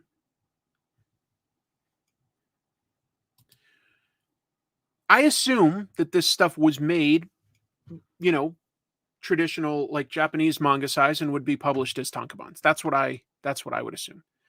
Nope, haven't gotten to that. That's towards the end of today's news, Joe. I will be addressing it. But there's an interesting history of American comics being adapted into manga. You know, there's some good stuff there. There's an interesting Batman comic in the 60s. The Ryoichi Ikegami Spider-Man stuff looks amazing, is very different. I've heard Moon Knight was adapted. I'd love to see that turned into English. So we'll see. We'll see. Let's see. Jackie F says DC usually releases their manga in tankobon format. At least they did so with the 60s Batman manga. Right. Yeah, they did. How would I feel about a Super Sons manga? All depends on the creators involved and what their take on it is, but sure. Sure. Dark and depressing? I'd still like to see it. It does look dark, but I'd still love to, you know, and I say I'd love to see it. My understanding is, you know, they did not adapt all of it, but they did bring a bunch of it over to Marvel, and I think that they flipped it, if I'm remembering right. That, like, you know, they had it read left to right. I'm pretty sure. Pretty sure. Absolutely. I've made an episode about the American Splendor comics. It's great. Well, it seems like there's plenty of interest in that. Folks, I was happy with this. There's been a pretty famous AI comic, and it got in the news because initially it was granted a copyright by the U.S. Copyright Office. Well, it posted a pretty big loss this week, despite how weirdly a bunch of like the sort of business papers like Bloomberg and I want to say like maybe New York Times and stuff are posting it as like a win. The comic writer, she posted it as a win. I see it as a win for artists, not as a win for this comic. So anyway, the comic I'm talking about is by somebody named Chris Castanova. Book is called Zarya of the Dawn. This is a little bit of what it looks like. She basically created it with AI imagery. She used essentially Midjourney to create it. I don't love how it looks. It looks very detailed, and like the lighting is good, but not very dynamic. The lettering literally stands out as like just very harsh. It does not read well either, like panel to panel. Like look at this, like here. Like this makes it look like you're supposed to go down, read this panel, and then go left to right. But like typically in Western comics, we'd be going like Z pattern or something. It's very confusingly laid out. Not great. So anyway, it was initially granted a copyright, but the US Copyright Office did not seem to realize that it was created with AI imagery, so they took a closer look. And this week they issued a new ruling, and they reversed their decision. So they said that the writing was protected by the copyright they granted. That stays, and that should be. Like, yes, the script was written by a person, but some of the things that the US Copyright Office said in their ruling, they said that the art prompts were, quote, too minor and imperceptible to supply the necessary creativity for copyright protection, because copyright protection can only extend to human art, not something created by a machine or an animal or something like that. The certificate of certificate of copyright on the art was rejected. That stands as a precedent. It was basically saying in the ruling that they looked at it more like the person was an art director, not an artist. And an art director, that does not give you copyright protection. So that is, I think, a win. I think that is a win for artists. Looks like most people here are pretty much on the same page. Good one, Zach. Mid-Journey looking mid. It looks bad. It depends on people's tastes. I'm sure some people like the look of that, and that's fine. Yeah, the panel composition is bad. And that's something that, like, they, as the creator, probably could have fixed at least that. They could have gotten better layouts. They could have gotten better lettering. Brian Haberlin has been using AI for his cover art. I don't think it creates very dynamic shots. It tends to always be like straight on, sort of like medium sized composed shots. That's what it seems to look at. The U.S. Copyright Office has come a long way from rubber stamping manuscripts. Yeah, this is a big deal. Good for the U.S. Copyright Office. Hey, they issued a very important ruling. This is, just to be clear, this is very important. Now, the next steps that we have to be promoting are finding a way for artists to opt out of AI training. We're not going to get rid of this technology, but we have to protect artist rights here.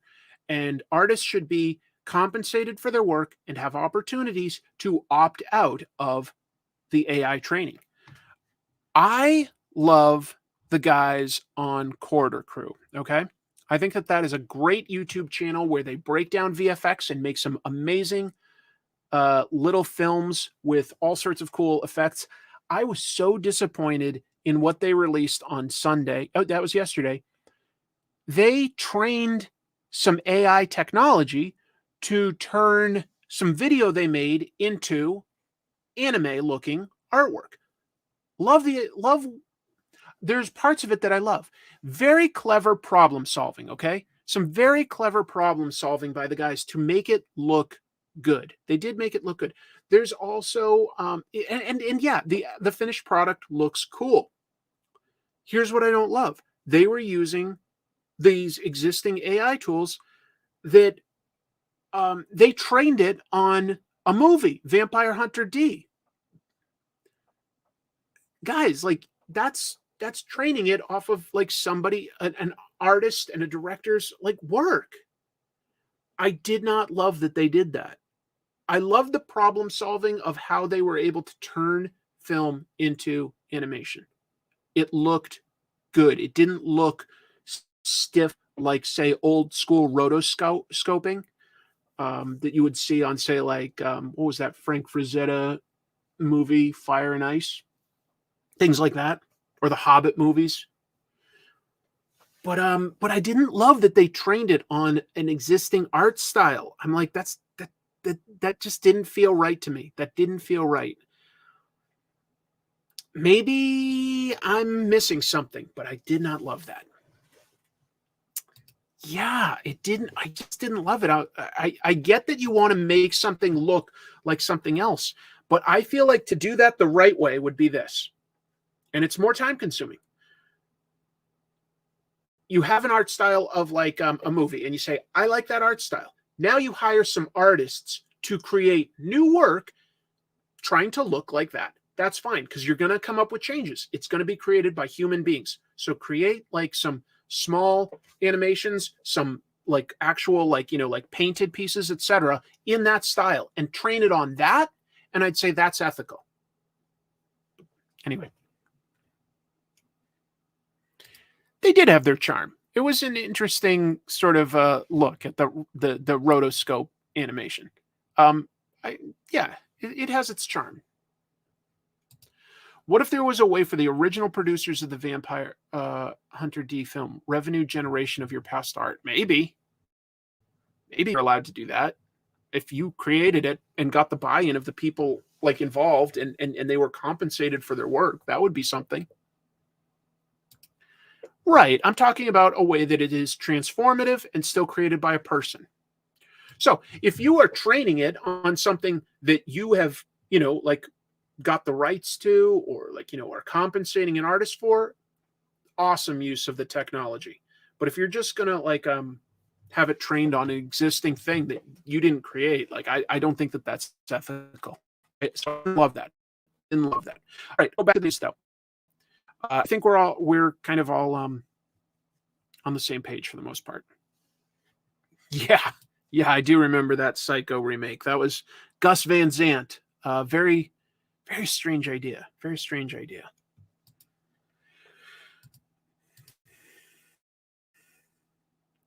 This is obviously very tangentially related to comics. The Gorillaz is not a comic book. It's a virtual band, but the art style was created by a comic book artist or an artist who has done a bunch of comics, Jamie Hewlett.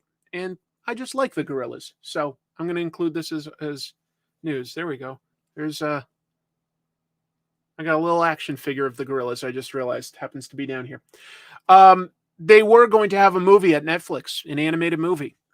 Well, the other half of the creative part behind the Gorillaz, musician Damon Albarn, he was interviewed by a Belgian publication this past week called HUMO. It might be called Humo. I really wouldn't know.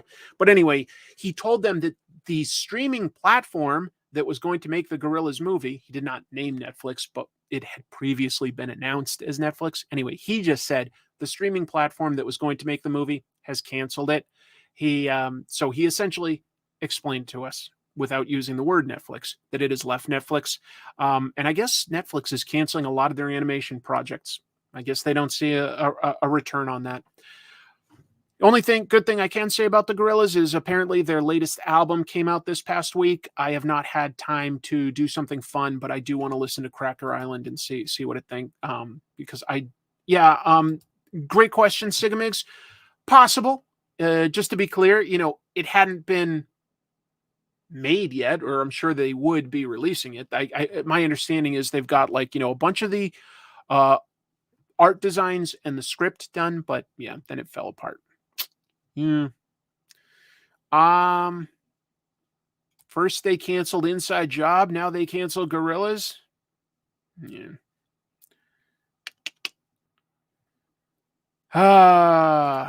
Essex Massive represent Hewlett and Albarn. I love Gorillaz.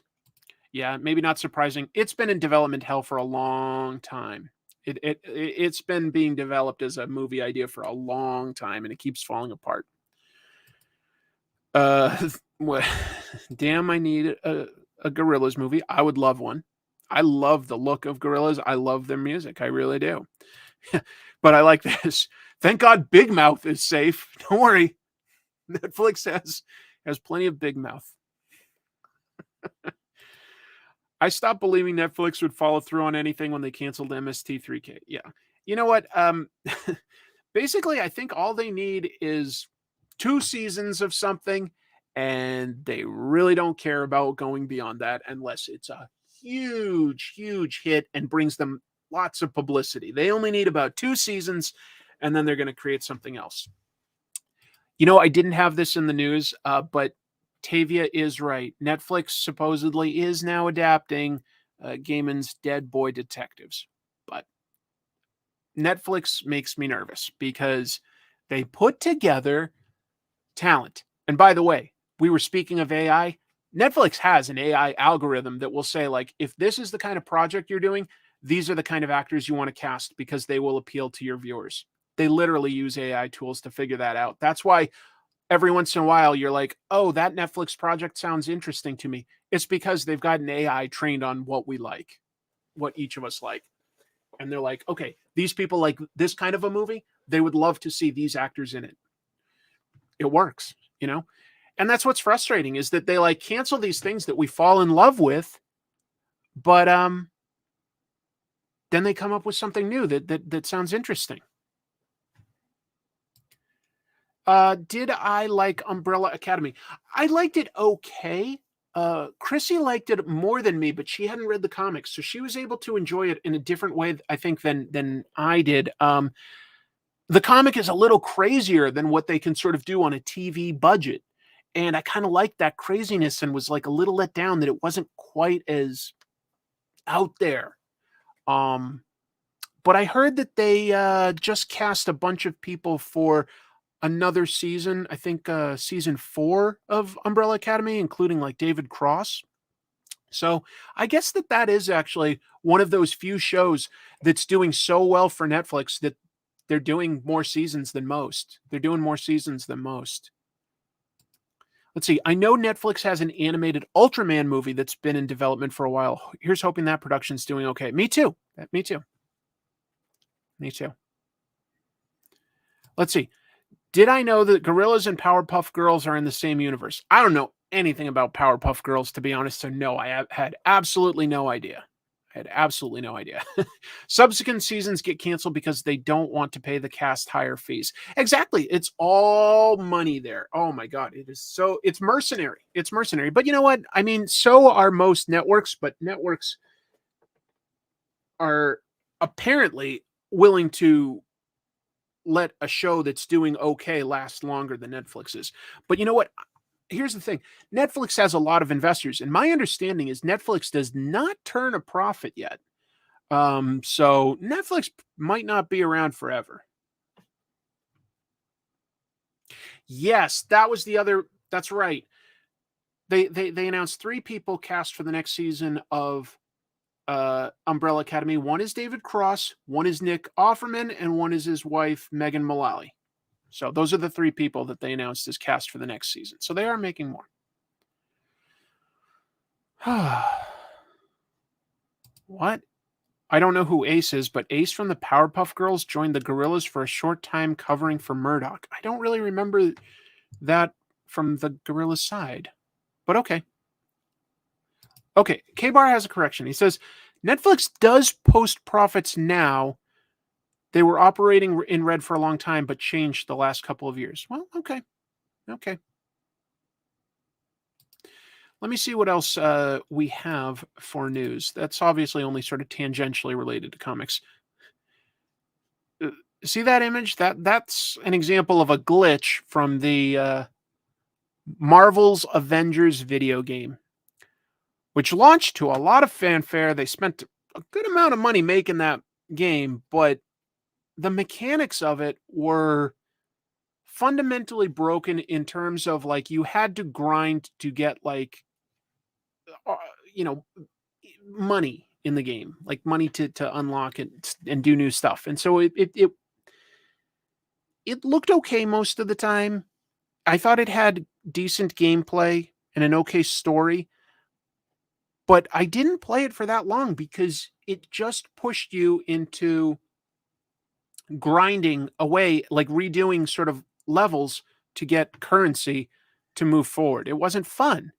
Well, there was an interview this week in Edge magazine by a guy named Cesar Virtuoso.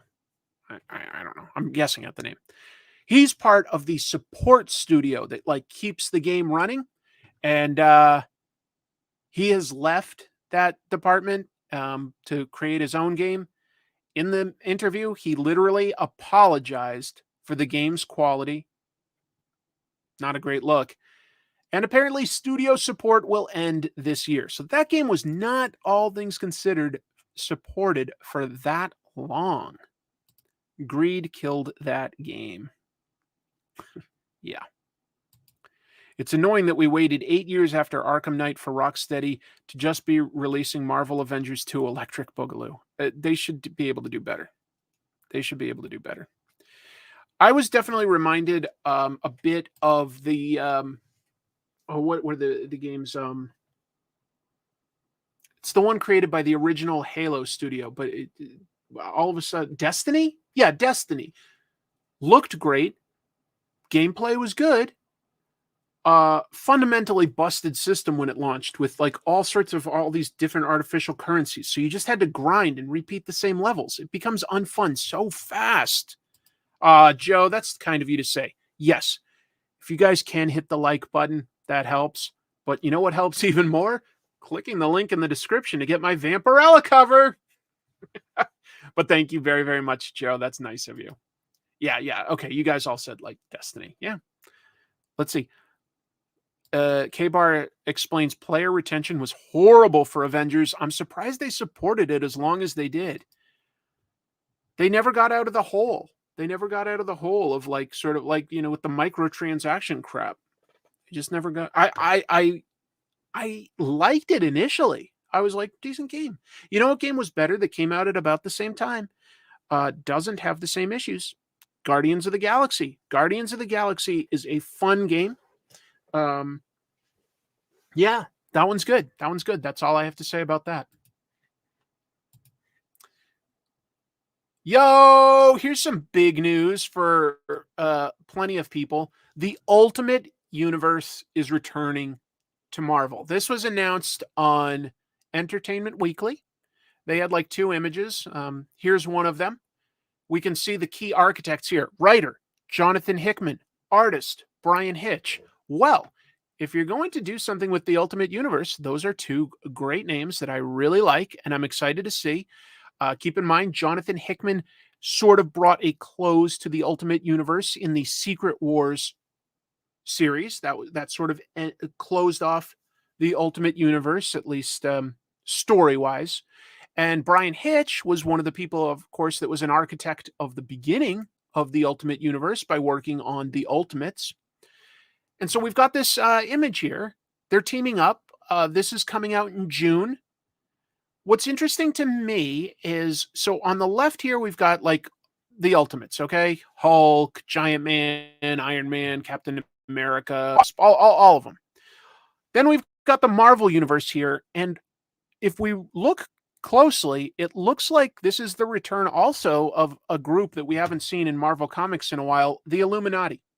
Black Panther, Mr. Fantastic, Black Bolt, Doctor Strange, Namor, and Iron Man. Nobody represent. Oh, wait, sorry. There's Professor X. So we've got like, the Illuminati, as well as 2 Ultimate characters who transitioned over to the Marvel 616 universe. My God, if somebody doesn't read these comics, I must sound like I'm speaking Greek or German or whatever language you don't speak fluently. Because, yeah, we've got Miles Morales and Maker, who is the Reed Richards from the Ultimate Universe. He stretched out his brain, made his head look gross. He became a villain. It's actually kind of a cool villain because we knew him for a while as a hero. Looks like they're trying to catch the Maker. That's one way of interpreting it. What's wrong with everyone's hairline? I don't know. I don't see anything wrong with that. But anyway, let's see. Do I believe Miles Morales Spider-Man will go home? No. I think that Miles, it's more fun to have Miles interact with everybody else in the Marvel universe. I think that this will it might just be a one-time story with the Ultimate Universe, but it might open it back up I,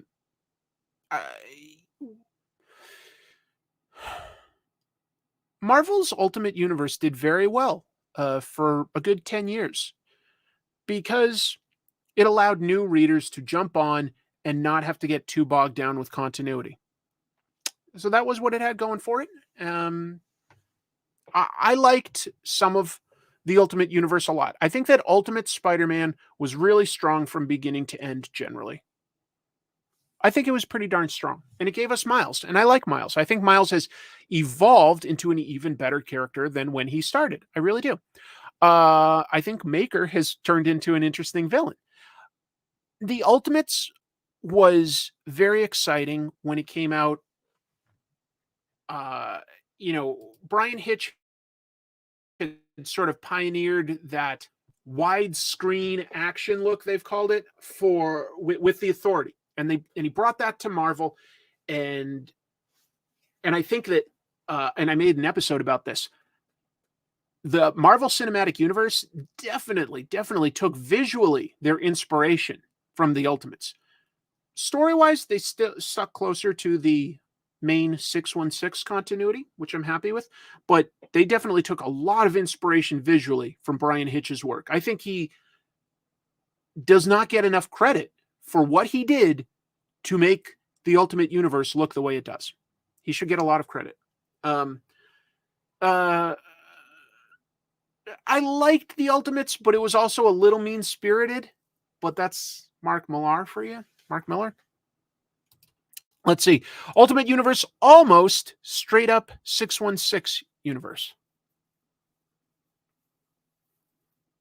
Steve, you don't have to do another super chat, but what do you mean by that? I didn't quite follow that one. All right, I'm a sucker for a good pun. Yes, Miles Morales is best known as Kilometers Morales in Europe. No, the art was never the main problem with the Ultimates. I mean, even by Ultimates 3, look, that's some fun Joe Madureira art. I bailed by then. I did not care for the story there, and I really disliked the end of the Ultimate Universe. What was that called? Like Ultimate End or Ultimate Annihilation or something? Oh, you're saying it replaced. Yeah, maybe. But there was just too much mean-spiritedness in some of the Ultimate Universe. And X-Men had some good stories, but I don't think had enough clear direction either.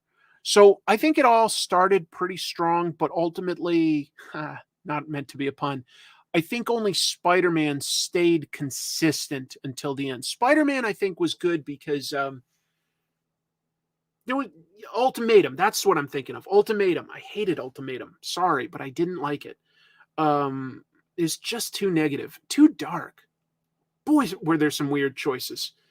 But I do like Ultimate Spider-Man. I didn't love every single aspect of it, but it was cool to see new takes on classic Spider-Man characters and see some things, with the advantage of hindsight, get condensed into new and interesting ways. Like the fact that their version of Spider-Woman was a female clone of Peter. That was an interesting take on Spider-Woman. It was.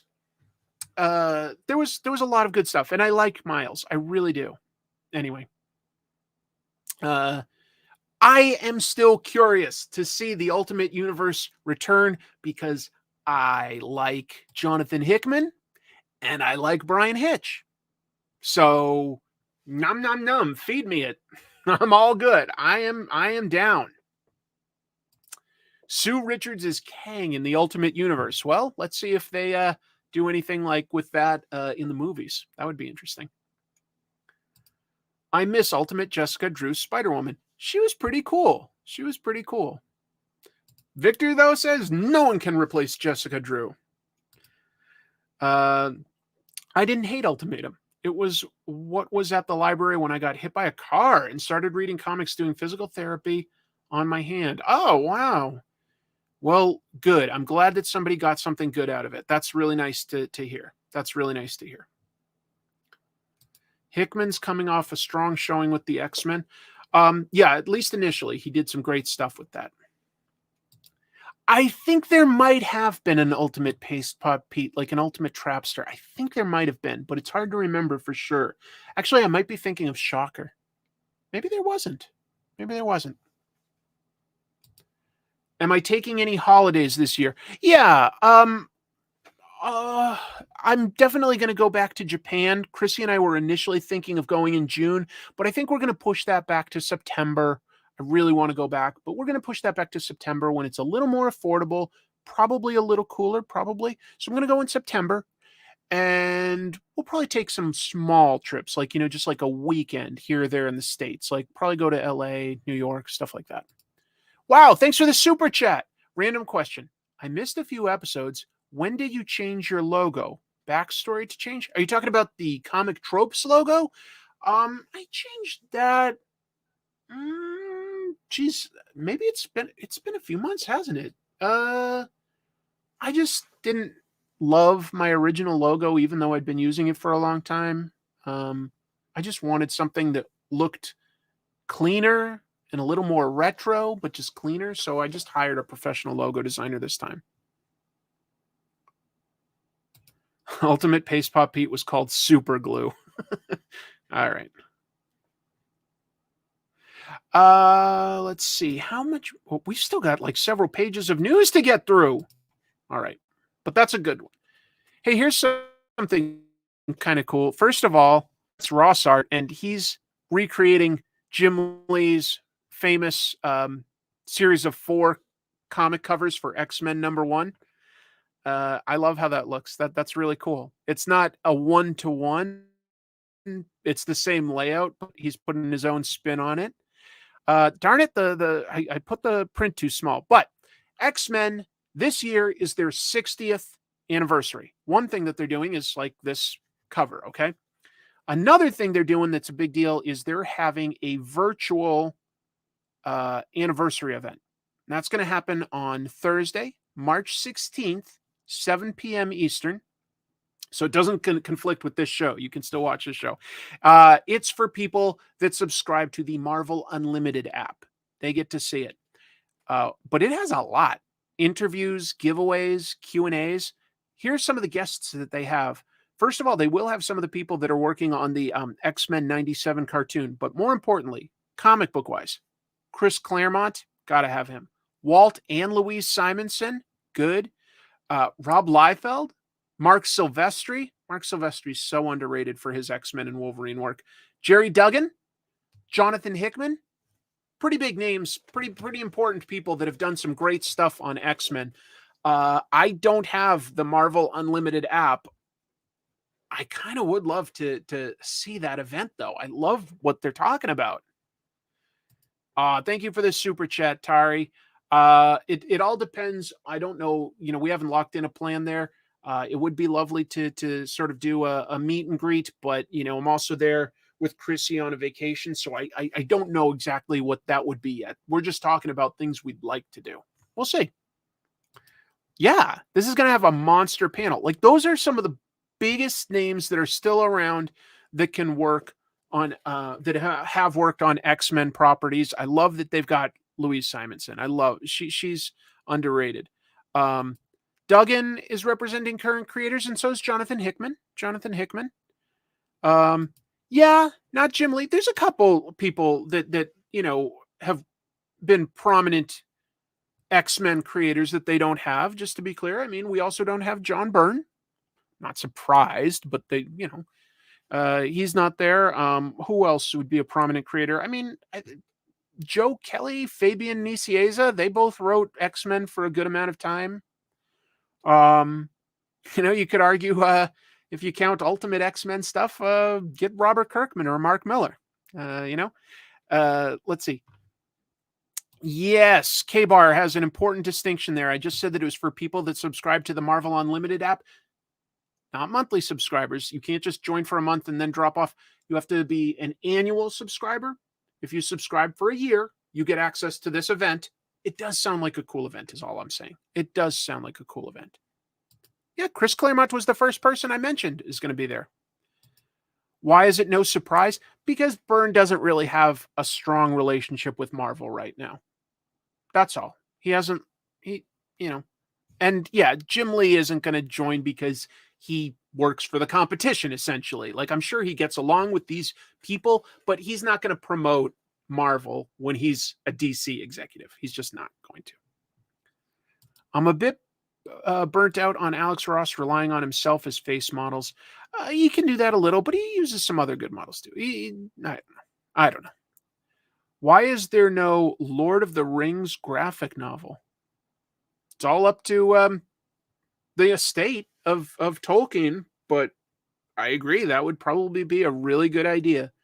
I bet you could get some amazing artists that would love the chance to interpret Middle Earth. That is a really cool idea. Yeah, Zach is referring to the fact that John Byrne does this thing. I don't know of anyone else that does this. John Byrne writes and draws X-Men pages on his own, like that he posts to his site, as though his era of X-Men continued. The stuff that he would have done if he hadn't like left working with Chris Claremont and instead he had taken over at that same era with the same team and everything. It's essentially fan fiction, but by the guy that used to work on X-Men. And it's weird, but it's kind of cool and interesting. I've never seen anything else like it. It's really interesting. He doesn't bother like inking or coloring the pages, but they are lettered and his pencils are pretty tight. So it's very readable. It definitely feels like you're jumping back to the 80s and continuing X-Men. It's weird. Pretty sure Tolkien still has all the publishing rights. Pretty sure. I could be wrong.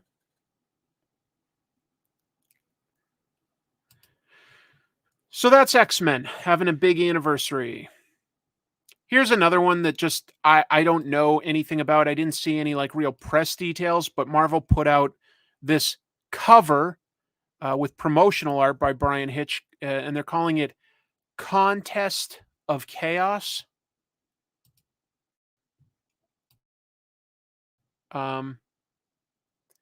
Which it's just showing a bunch of the various superheroes fighting each other here.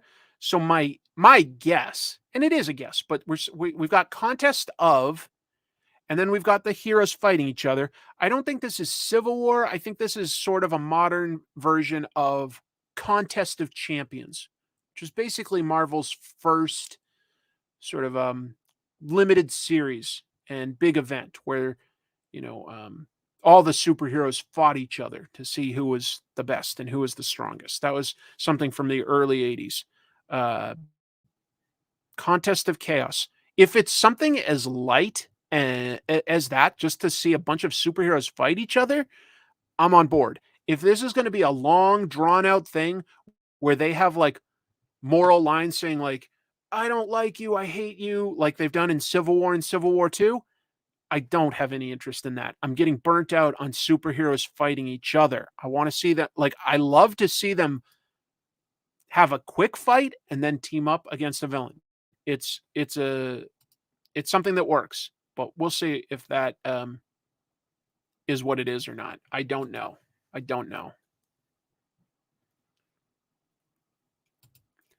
It seems very Dragon Ball Yutu Hakusho.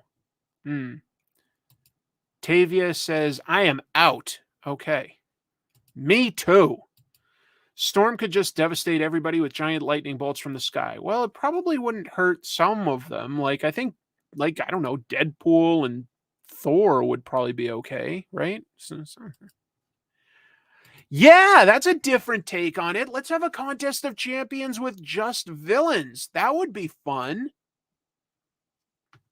That would actually be really fun. Like, legit, I don't always need a deep story. Sometimes I want something fun. Have the Beyonder or whoever it is transport a bunch of super villains to a planet and make them fight it out. I want to see Dr. Octopus fight Mr. Sinister. I want to see the Super Skrull up against Doctor Doom. I just give it all to me. That would be fun. That would be a lot of fun. I like that idea more than I like superheroes fighting each other. I do like that. That could be cool. Yeah, Fantastic Four is really good right now. I totally agree. Totally agree.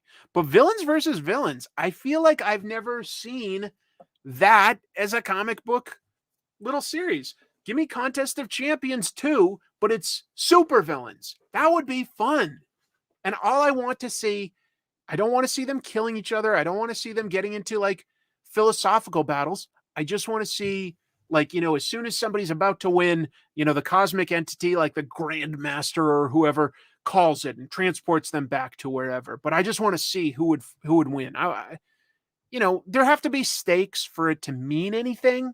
So there does need to be a story that I don't have the answer to that right now off the top of my head, but that could be cool. Oh man, yeah. Put two supervillains together and have them like duke it out smart wise, a chess match.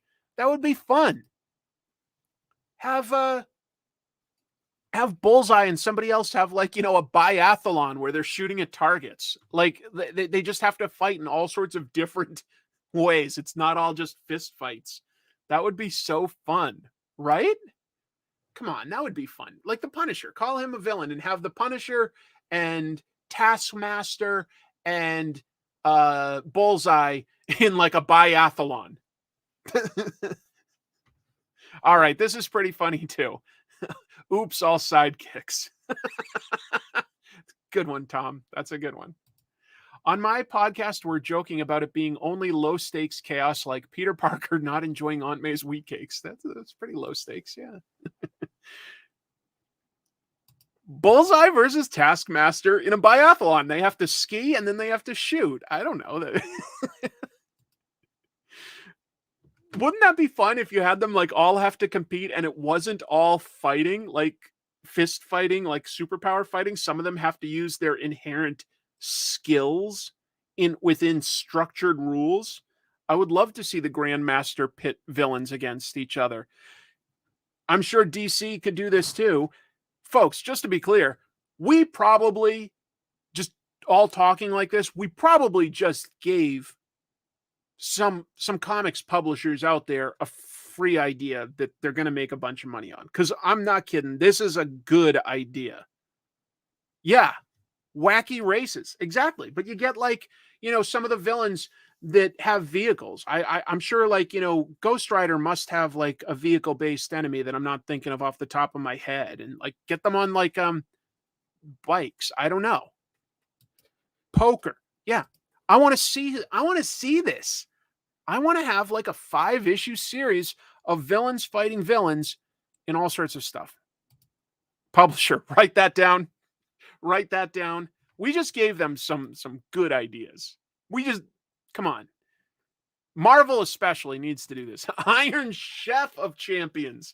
Oh my God. Sorry, but I want that in there now. I definitely do. I want to see 2 supervillains in a cooking battle. I want this. I want the Grandmaster to basically get drunk off of like, I don't know, he snorts a crushed up Infinity Stone and he puts together the craziest battles. And I want it all villains. I don't want the superheroes there. I don't. This would be so much fun. I want to do this. I want to write this. This has definitely got my creative juices flowing. Sounds like fun to me. Look at that. We all got that off of like going like, yeah, Contest of Chaos might be fun. Well, here's a better idea. Yeah, EJ Sue for the win. EJ's biased. He does a cooking comic for Marvel. he does Test Kitchen. Let's see. That's a fun question. Who would the best cook in Marvel be? There's got to be a superhero that takes their cooking somewhat seriously, doesn't there? I keep trying to think if it's somebody in the Fantastic Four, but I'm not sure. Well, it's probably Jarvis, isn't it? It's probably Jarvis. He has to cook like all sorts of interesting, amazing meals for the Avengers. He must have those skills, just to be clear. Jarvis the butler might be the best cook in Marvel for all we know. Or the character that EJ does in Test Kitchen. Oh shoot, I can probably do Iron Chef of Champions in Test Kitchen. You could. So you might want to pitch that, EJ. Go for it. Aunt May? You know what? Dr. Doom takes everything so damn seriously, he probably does cook like a mean omelet or something like that. I don't know. I hope you guys can't hear that. There's a car alarm going off outside, and it keeps getting turned off. Somebody is obviously having trouble with their car. I hope you guys can't hear it. The Thing always makes his Dagwoods. Yeah, I wouldn't call him a great chef, but I think of him with food, but he's probably not a great chef. Maybe, look, here's what I'd do if I was writing it. I'd say Gambit secretly has a bunch of cooking experience growing up in New Orleans. They take their cooking pretty seriously down there. And I'd say Jarvis, and I'd say like Dr. Doom, and I'd put the three of them into a cooking competition. That's what I would do. Just off the top of my head with no time to like think about who else. You know, I don't know. Ghost Rider cooks marshmallows on his head. I don't know. I don't know. But come on. Contest of Champions, just the villains. That would be a blast. I want Grandmaster essentially cosmically drunk, forcing them into all sorts of unique battles. That's what I want. Do I believe Contest of Champion of Chaos will bomb? I got that out. No, I think it'll probably do fine. It'll probably do fine. So that was fun. Thank you guys. I appreciate that. Here's a little one that I just thought looked cool. If I think art looks cool, I throw it in. Punisher 2099 returning. Just to be clear, it says a guest, and this is a variant cover by Ken Lashley. It's not the interior art, but I liked how this version of the Punisher costume looked. This is not his costume from when he was Punisher 2099. So this is a cool sort of update, and it's happening in a 5-issue series called Spider-Man 2099 Dark Genesis, a 5-part limited series coming out this May. But I liked it. The idea of like sort of like, you know, modern weapons and armor, and this mask piece down here giving him a bit of a skeletal look. I think that's a clever idea for Punisher. I think he should like have something like that, or a balaclava that's like got a skull on it. I think that's a good idea. I just thought it looked cool, so I wanted to share it. Oh, Forge is the best cook. Doesn't Forge? I think Forge has cooked for Storm. I want to say in like either Life Death or Life Death 2. He did. I think he did cook for Storm. So maybe he is good.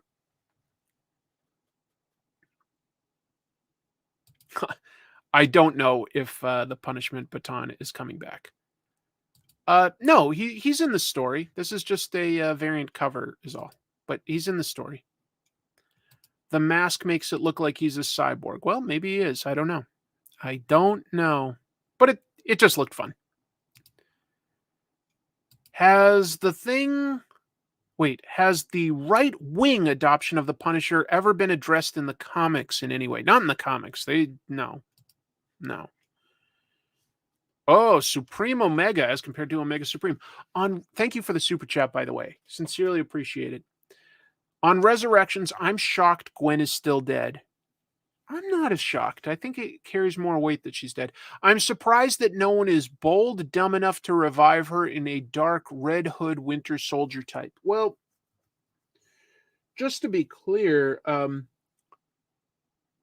she did come back as a clone during, I want to say, the Evolutionary War. It was a crossover event, and but it was a clone.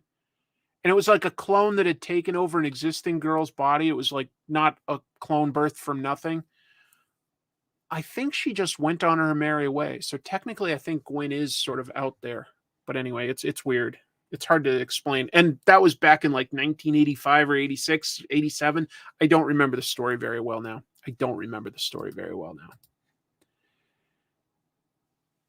Look at this. Maybe you've seen this comic on the racks lately, Hell to Pay. I like Charles Soule as a writer. He does this book with Will Sliney. It's part of Am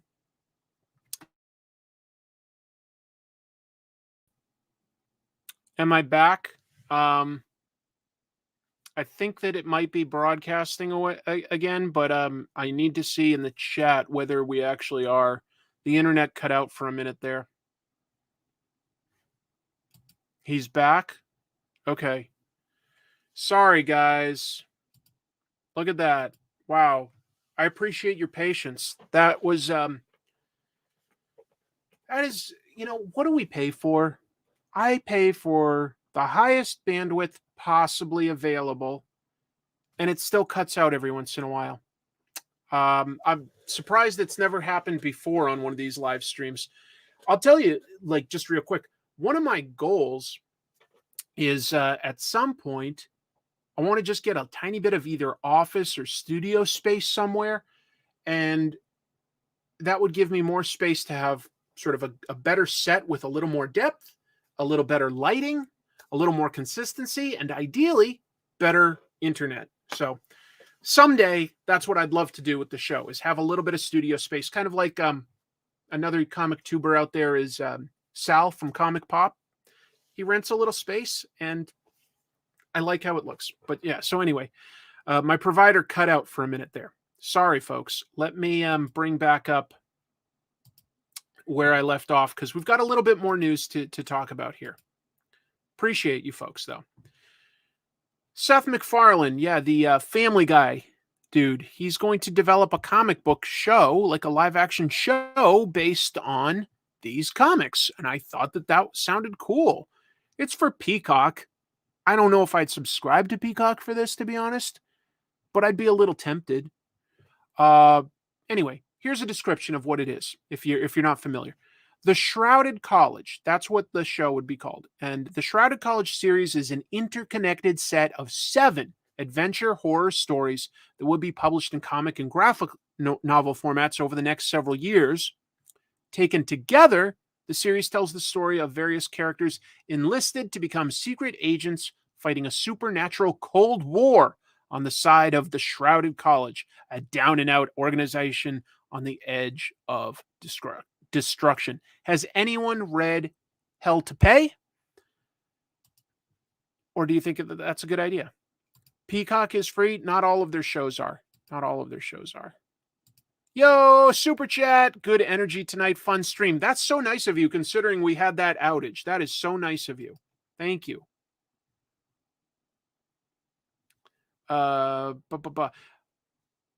Never heard of it. Okay, well, that's okay. I've definitely seen it in the stores. I haven't read it yet, but I do like Charles Soule. I love his book, 8 Billion Genies. I've read that. I've told you guys about that one.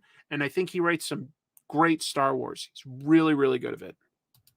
The premise sounds cool. I agree. I don't know. I have not. It looks interesting. I don't know why it appealed to Seth MacFarlane, because my understanding was he likes to do comedy stuff. I'm not an expert there. Never heard of it? Okay. Hell to Pay is an image book that's out there. Yeah. I think I have full access for $0, but maybe I'm hoodwinked. Okay, maybe I'm wrong. I thought that you had to subscribe to watch. I thought you had to pay to get access to all of Peacock's stuff. I missed a super chat, somebody said. Let me scroll up, because I definitely don't want to miss that. I might have gotten confused when there was the outage.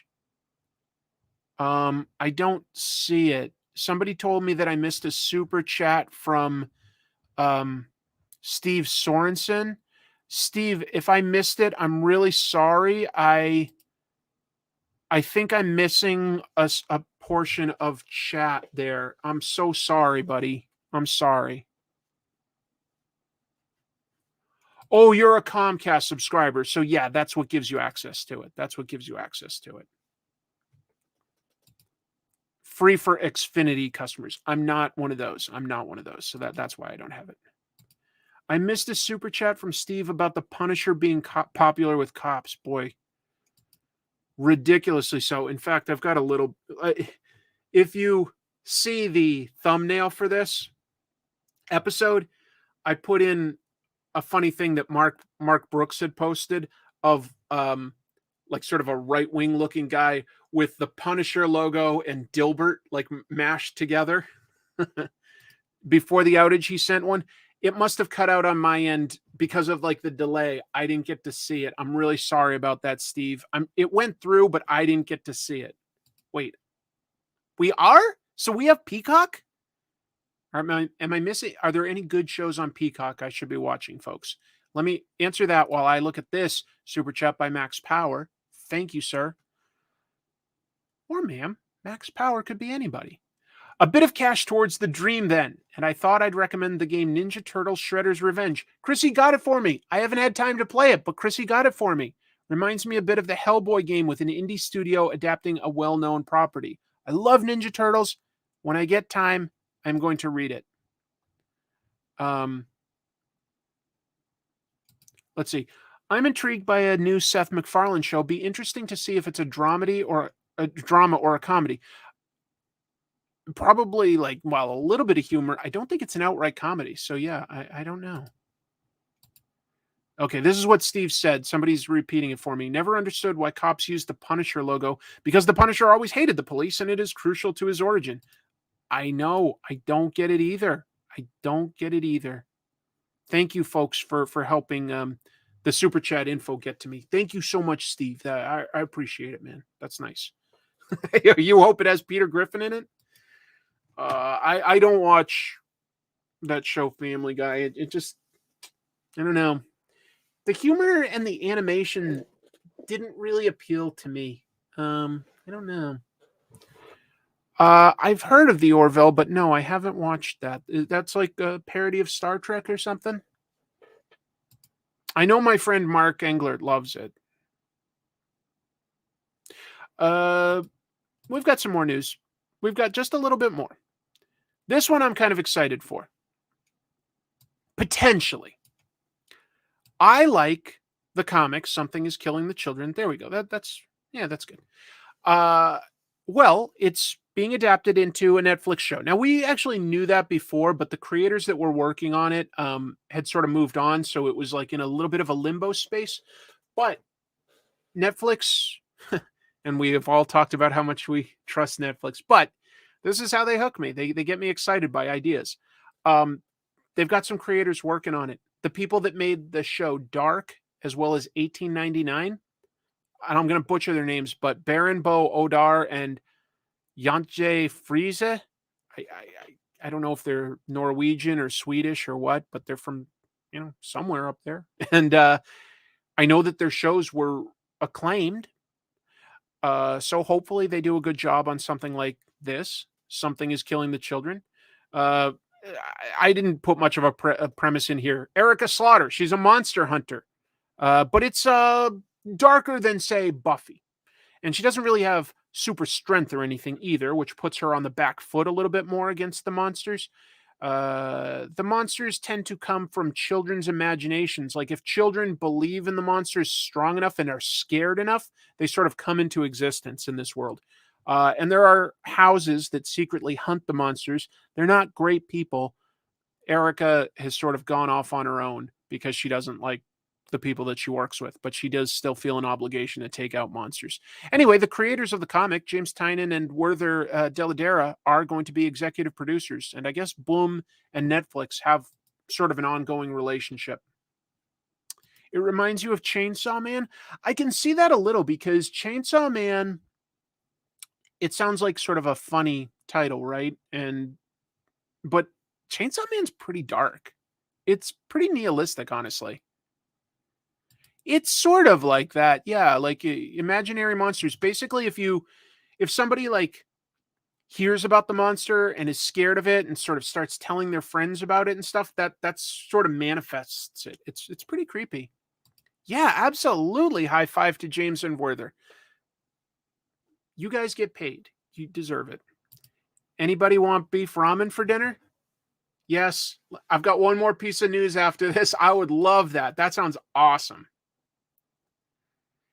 It's a little more nuanced than just if a kid thinks of something, it exists. There are certain types of monsters, but it definitely is the kind of thing where acknowledging it is sort of what makes it real. You already ate. Okay. The The Something is Killing the Children concept is beautifully creative, and the tone of that series is like Witches. Yeah, it's a little bit like taking a premise of, say, Buffy the Vampire Slayer, like a female monster hunter who's really good at her job, but it leans more strongly towards being grounded and a little more scary. There are really dark consequences. Like, these monsters do kill people. Like, they can kill children. That's about as serious a set of stakes as you can come up with. Yeah. They collaborate well, and my understanding is Snyder helped teach Tynan. So yeah. Anyway, if you haven't read the book, there's a reason it sells so well. It is a very good comic. It really is. And I hope that they could do it justice. I like the idea of I heard good things about the series Dark. I heard that it was kind of like a really dark version of the best X-Files episodes, was what a friend of mine said they thought of it as. So that could be cool. We'll see. Last piece of news I want to talk about. Whoa. Hi. Last piece of news. I gotta laugh at this dipshit. Oh my God. I have a lot to say about Dilbert in a way, but let's get to the news piece of it first. So the guy that you see there smiling, that doofus is a guy by the name of Scott Adams. And he created an unlikely hit comic. I guess you'd call it a hit, right? Yeah, it's a hit because it's been around forever. It's in has been in tons of newspapers. It had like an animated TV show on, I want to say like the UPN or something for a little while. He makes lots of money from it. It's just like a dumb guy, not a dumb guy, like a nerdy office drone at a tech company. Ha ha ha. This dude has always been pretty right-wing, just to be clear. And that's not a secret. But he crossed the line this week with a live stream and went full racist. He's saying people are taking his words out of context. I don't think so. I watched his stream just to be sure that I saw everything within context. It was pretty damn bad, okay? It was pretty damn bad. I'm going to give you a little bit of it.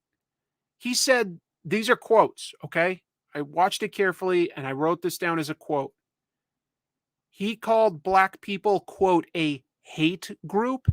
And he said he, quote, that he doesn't, quote, want anything to do with them.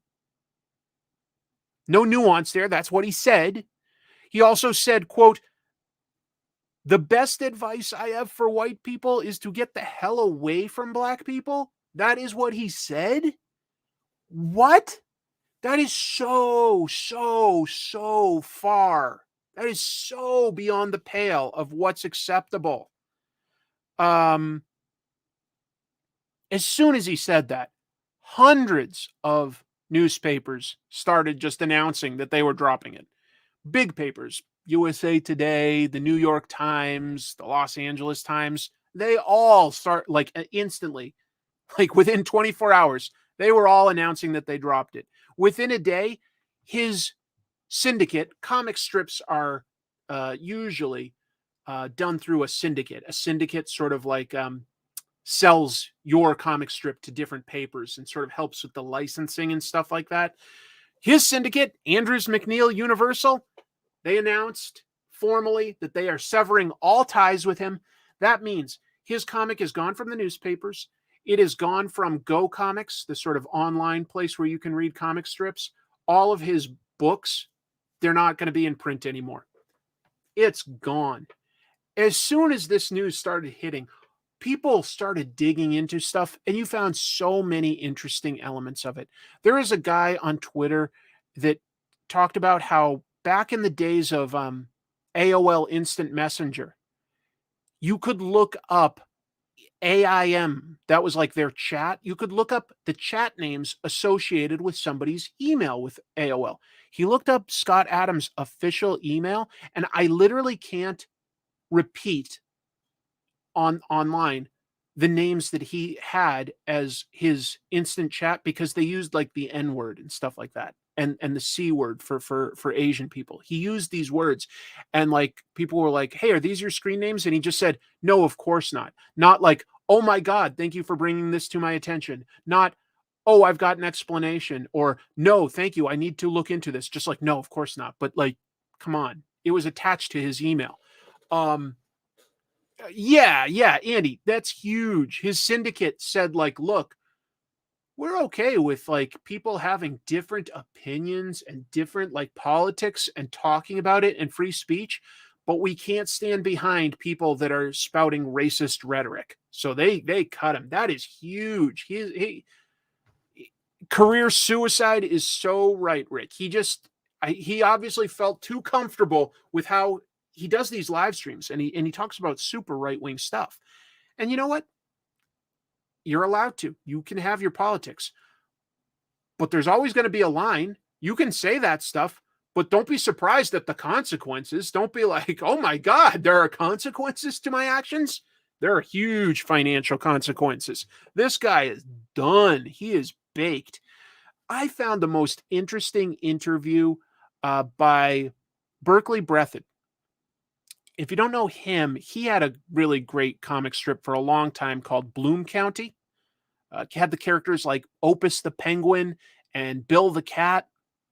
Really good comic strip. Really, really funny and innovative art.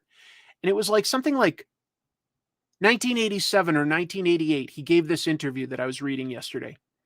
And he totally predicted Dilbert, which came out in like 89. He was like, he goes, all the syndicates care about is having an idea that they can easily sell to newspapers. He goes, someday somebody's going to just create this really bland office drone strip because, hey, everybody can relate to how mundane corporate life is. And it's going to be like really bad art, but it's going to sell like hotcakes.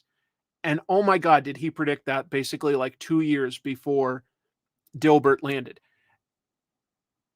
There have been some amazing comic strips, and comic strips gave birth to comic books, so I count that all as comics.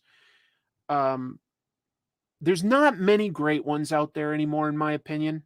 It's been a long time since we've had a lot of good comic strips.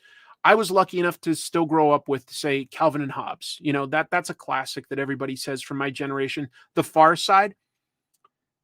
At first, it looks like the artwork's kind of amateurish, but no, there's still some depth and technique and stuff to it. There's some personality to it. You look at Dilbert, and everything is the same flat shot, you know, and it's just so simplistic. It's bad art, in my opinion. It's bad. There's nothing to it, and the jokes are too easy, you know. Ha ha! Like the boss is dumb and doesn't understand the terms. It's so repetitious. I've never really found it that funny or anything like that. So I'm not gonna miss it. I never found it that funny. And I knew the guy was right wing, but whatever. That's one thing. To have him spout this racist rhetoric, I was a little surprised at that. He's epically canceled. Epically canceled. Like burned his career to cinders. Thanks, Michael. I appreciate that. Yeah, Peanuts is interesting because it's funny jokes to sort of he had Charles Schultz had people with sort of adult voices coming out of these cute little kids. That was an interesting contradiction that he did. And Charles Schultz, you know, that comic started a long time ago. He still had a lot of diversity. He you know, it was brought to his attention that he didn't have enough diverse characters. He was like, that's a great point. And he instantly started introducing people of different backgrounds. Dilbert went for something like 22 years now before he introduced like in a panel, like this was like within a year or so ago, he finally put in a black person into Dilbert. He'd never had a black character in the comic before. And the joke is that the black guy says to the people at the office, I identify as white. Yikes. Whatever, dude. No, I have to admit, I have not read Boondocks. I do not know about the Boondocks. I knew he was on the racist side when he blamed getting fired on the fact that he was white. Yeah, it's such victimhood. Such victimhood. Cry me a river. Cry me a river. You've made a fortune off of your very average, at best, comic strip. Yeah, I'm aware that he had an Indian character in there. I'm saying specifically a black character he didn't have until like last year or something like that. Like he went 22 years without a black character in his comic, at least 22 years, maybe longer. I don't know. Oh yeah. So that's an interesting bit of history for folks. When Daniel here is mentioning Al Cap had a very successful comic strip, Lil Abner. It's good art. It was funny. It was of the times. Al Cap killed his career with a sex pest scandal, and you never hear about Al Cap anymore. You never hear about him, even though he had a tremendously popular comic strip in the days when comic strips were king. Like that was people that had a hit comic strip in newspapers made fortunes. People like Stan Lee wanted to work on who created Bob Kane. These guys wanted to work on the Spider-Man and Batman comic strips because that's where the real money was, not the comic books. Anyway. So, yeah, he was also a racist. Yeah, there's a lot to be said about Al Cap. So sometimes you just you show your full face and people are like, yeah, no thanks. So I thought that was pretty epic. I recommend watching his live stream. It's still up on his site. He didn't take it down. I don't think it's open to much interpretation. He said some really, really horrible things. To call an entire race a hate group and to literally tell people to stay away from them, it's just too much. But anyway, I think that'll do it for the news this week. And I really appreciate you folks being here. I know what I want to do. To close out the show, I think this makes sense. What's the point of having a show if you can't promote your own stuff? So, again, I have a limited campaign where you can order a cover that I've done for Vampirella. I think it's pretty fun. I would love your support. It would mean a lot to me if you either picked up a copy, the link to buy it. It's printed there, but it's also in the description of this video on YouTube. So you can click that. You can order it. If you could share that to a friend, if you could share it to your comic store, or if you could share it on social media, that stuff helps because when you promote a link on any social media platform, all of them, they choke it. So only a few people see it. That's plenty. I missed a super chat. Hold on. Oh, there we go. Thank you, Joshua. Fave newspaper strip. Also, thanks for never denouncing whole races or other groupings of people. You can't. You can denounce an individual. Don't look at a whole group.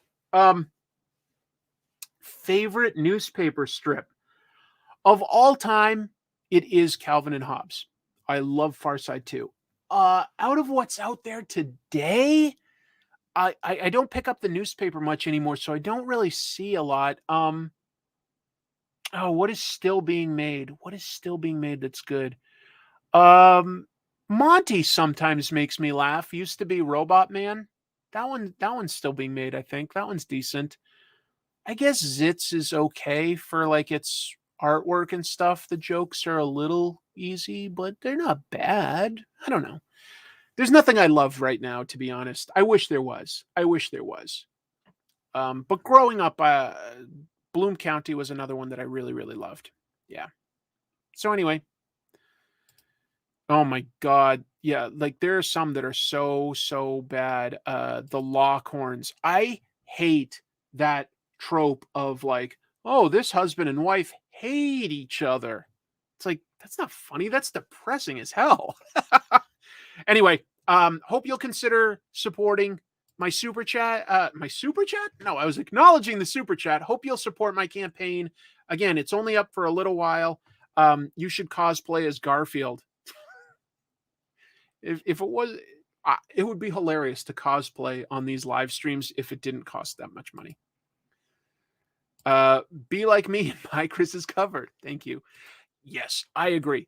Perry Bible Fellowship. I haven't seen that in newspapers, but I love that comic strip. That is laugh out loud funny. I also agree that Eric, Life in Hell by Matt Groening. I bought all those books like collections because they tended to be in more like indie papers and stuff, but I like that. Favorite race, Flash versus Superman. Thank you. All right, I'm going to call it a night because my wife has food and we've been going a long time. This is late. Thank you there was just so much news.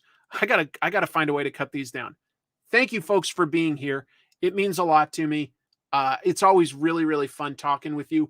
I'm working on the next episode. There's a chance it might take 2 weeks to make. I'm trying to see if I can get it done on time this week, but I am going to go for a day to Emerald City Comic-Con.